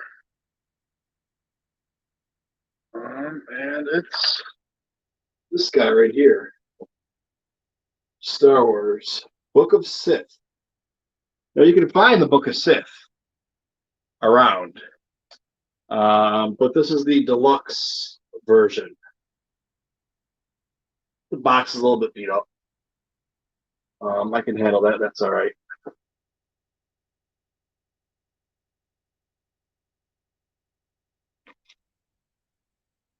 It's supposed to have everything. One of the things that it has in there, it did say it doesn't work properly. But I figured for the price, I still couldn't pass it up, man.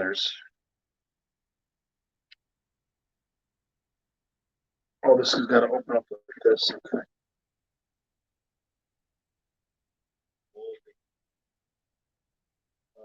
I know how to open up boxes, dude. Just calm down, all right?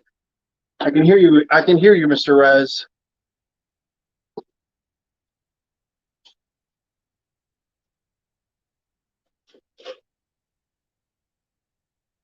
Vader's Grill, you have the deluxe version? This whole bad boy right here, this thing?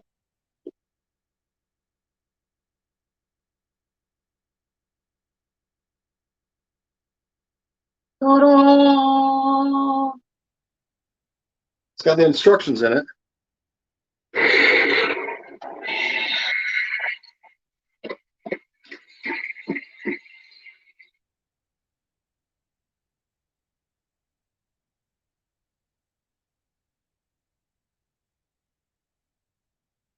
That's what we look at. Okay, so I think that's the issue with it, is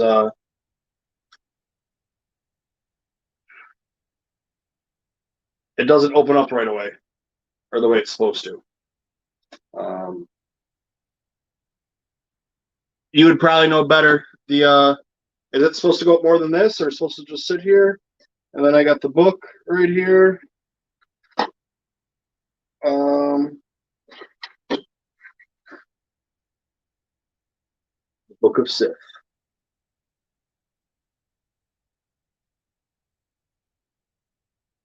Each recovered text has its own texture and size. We'll never know what the complete books look like these pages that all remain, Luke. Yeah, so the Book of Sith, man. Going through all these little things falling out, hanging out of it.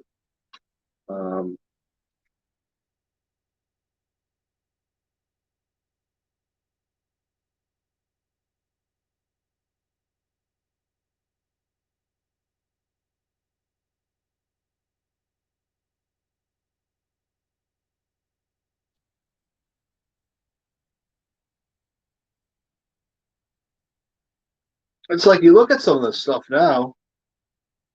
This is from 2012. I'm gonna have to check and see. I mean, I guess this is post Disney. So, I mean, Disney's putting out books telling us that the Emperor is going to be alive. I don't know.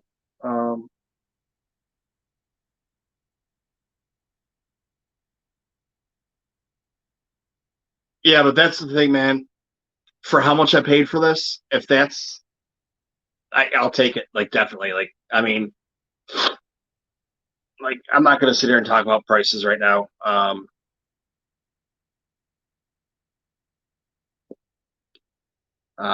Just not watching, but you can hear, but yeah, I mean, you look this up online and you can see, 600-800 bucks brand new for it on Amazon or on eBay. I didn't pay anywhere near that. Not at all. So, yeah, I'm pretty stoked. I'm pretty happy about that. And that's like, there's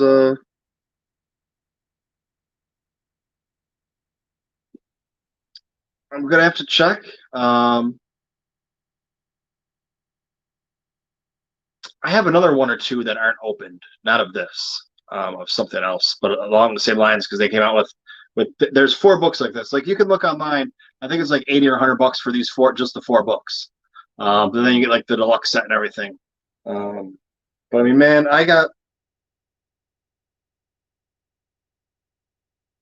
if the Star Wars well dries up and they stop putting out merch, which I don't think they're gonna do. I mean, I could do videos for years on books. You figure the visual dictionary was 20 episodes. If I did 20 episodes in 1 month, that covers that book, just that book. If I put that out in 1 month, think of how many books I have and how many of these I have, and just everything, dude. Yeah, so I'm never going to be done. I got to keep track of what I do, though, because in like 5 years, I'm going to be like, did I do this book? Especially with the Mandalorian coming out. And there's 3 Mandalorian books, art books coming out. There's the Images and Art Volume 1, Images and Art Volume 2, and then the Art of book. So, yeah, I need to get my computer back. I need to start pumping out some videos. Once that happens and that computer comes back, I'm going to be pumping out videos. And I'm going to be, this is my plan. I'm going to be live streaming on Live when I make the videos. So you're going to see me fuck up. You're going to see me do the intro 10 times, 12 times while I'm doing it. People are going to be watching it and, whatever they do they do. And then I'm going to stream myself editing it. Because, I mean, there's people that want to watch that. Maybe you want to watch it. Maybe you're going to follow me on Live. I don't know. Killing multiple birds. Not just 2, multiple birds with each stone. Then put up the video.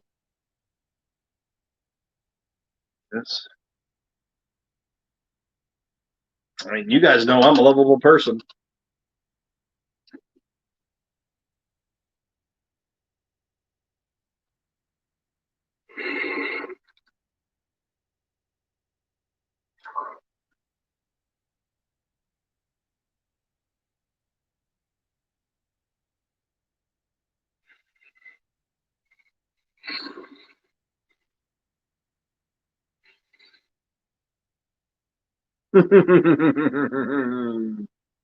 um,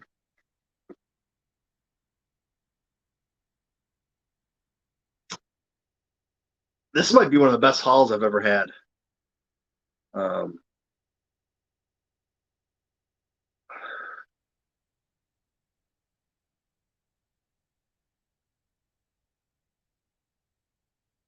don't go anywhere yet.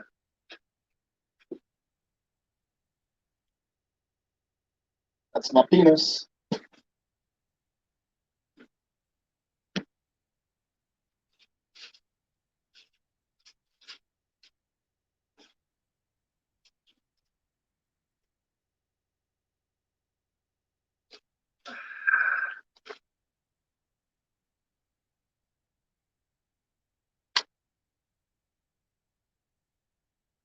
Did it come with other stuff under the book? Oh, I don't know. There's no-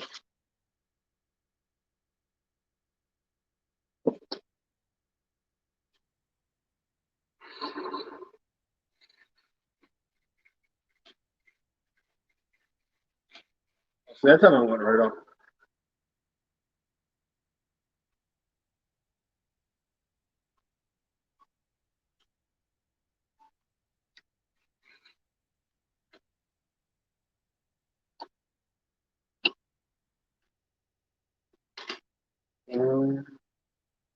Like this thing, you mean?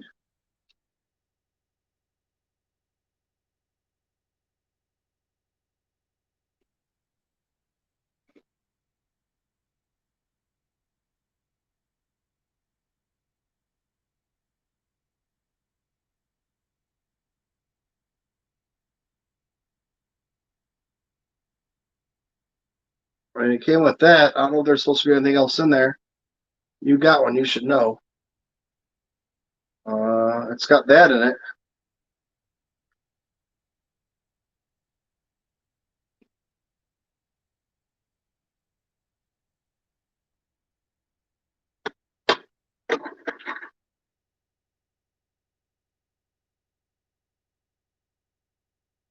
I think there was supposed to be something else.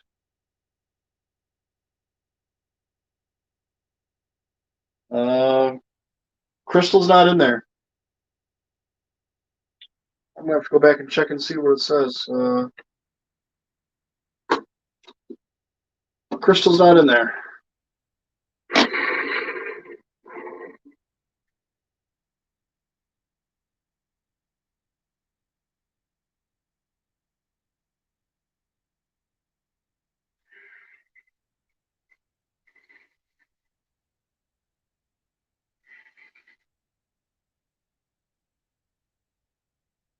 So is that the only thing that's missing then? Is the crystal?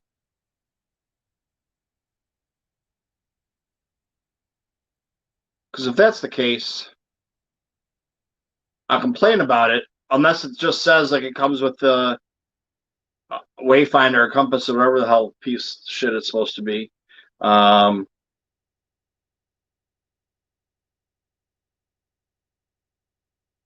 Maybe it doesn't. I don't know. I didn't know that it came with the crystal or it's supposed to. So,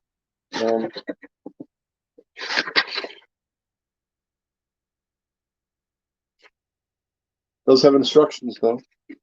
So, yeah, maybe I can get a few dollars taken off of this bad boy, and I can find a crystal somewhere. Is a crystal just cool to have, or do I need it to read the book? Like, I know it sounds weird, but I don't know if there's some kind of funky thing that goes on when you put the crystal and the red crystal goes through and makes invisible shit appear or whatever. I don't know. But, yeah, so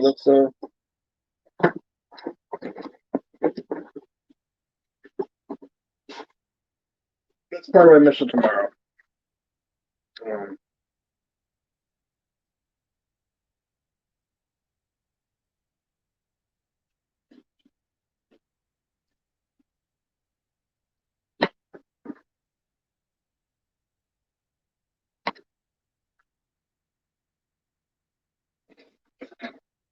Yeah, send me a picture. But so everything it's just missing the crystal, is what you're saying. Okay. Well, makes it not as good of a deal. Maybe they told me that. I just didn't understand.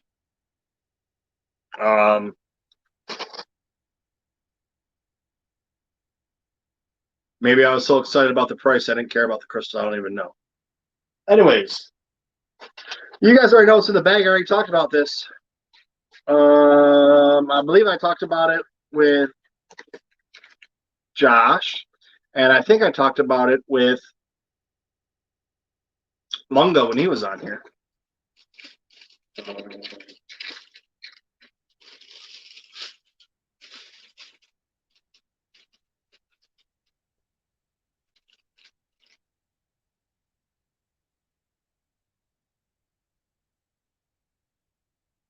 Knight of the Old Republic, Yoda hooded, which makes me wonder if this is Yoda hooded, Knight of the Old Republic. Are they going to have a regular Yoda that comes out not hooded?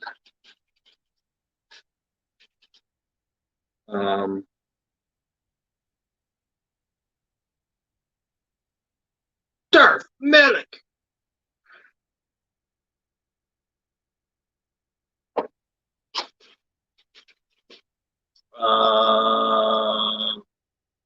Shadow Trooper.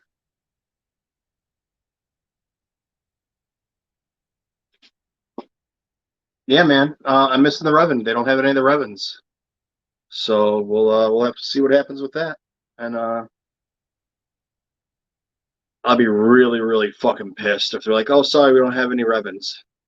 Like, dude, I ordered them, I paid for them, whatever. And I mean, shit like that's happened before. I pre-ordered stuff from GameStop, and it comes, and they're like, "Sorry, we don't have any. Can you go get it from another store?" No, sorry, they don't have any. And I've gone and searched, spent an entire day searching every fucking GameStop. And it's like, oh, yeah, we have them over here. There's one in the city that's really good that usually have a bunch of shit. So I could probably go over there and try and pick some up. But,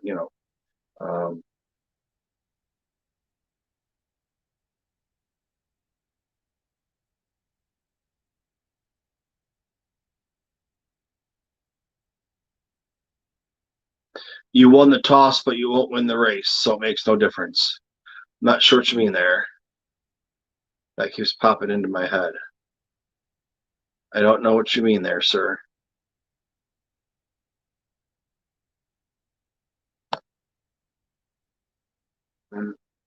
Yeah, man. So that was a pretty freaking pretty good haul. And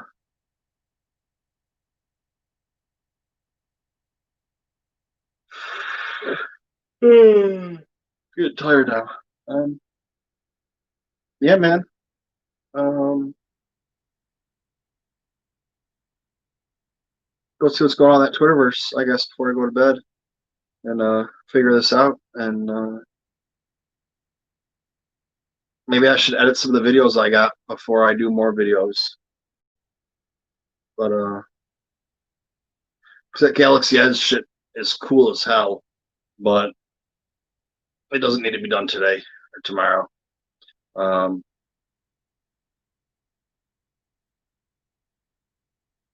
Yeah, that's about it.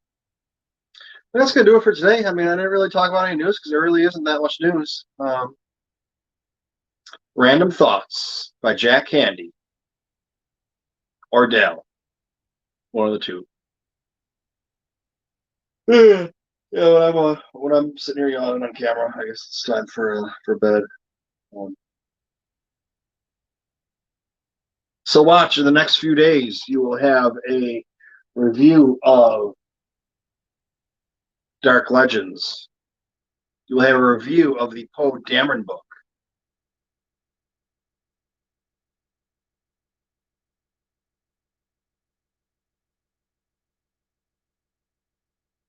That's it. That's all I got. Funkos, but I'm going to wait until I get Revan. So that could be, God only knows, it could be a couple days, it could be a couple weeks. Mr. Rez, I think this is the best haul that there's been.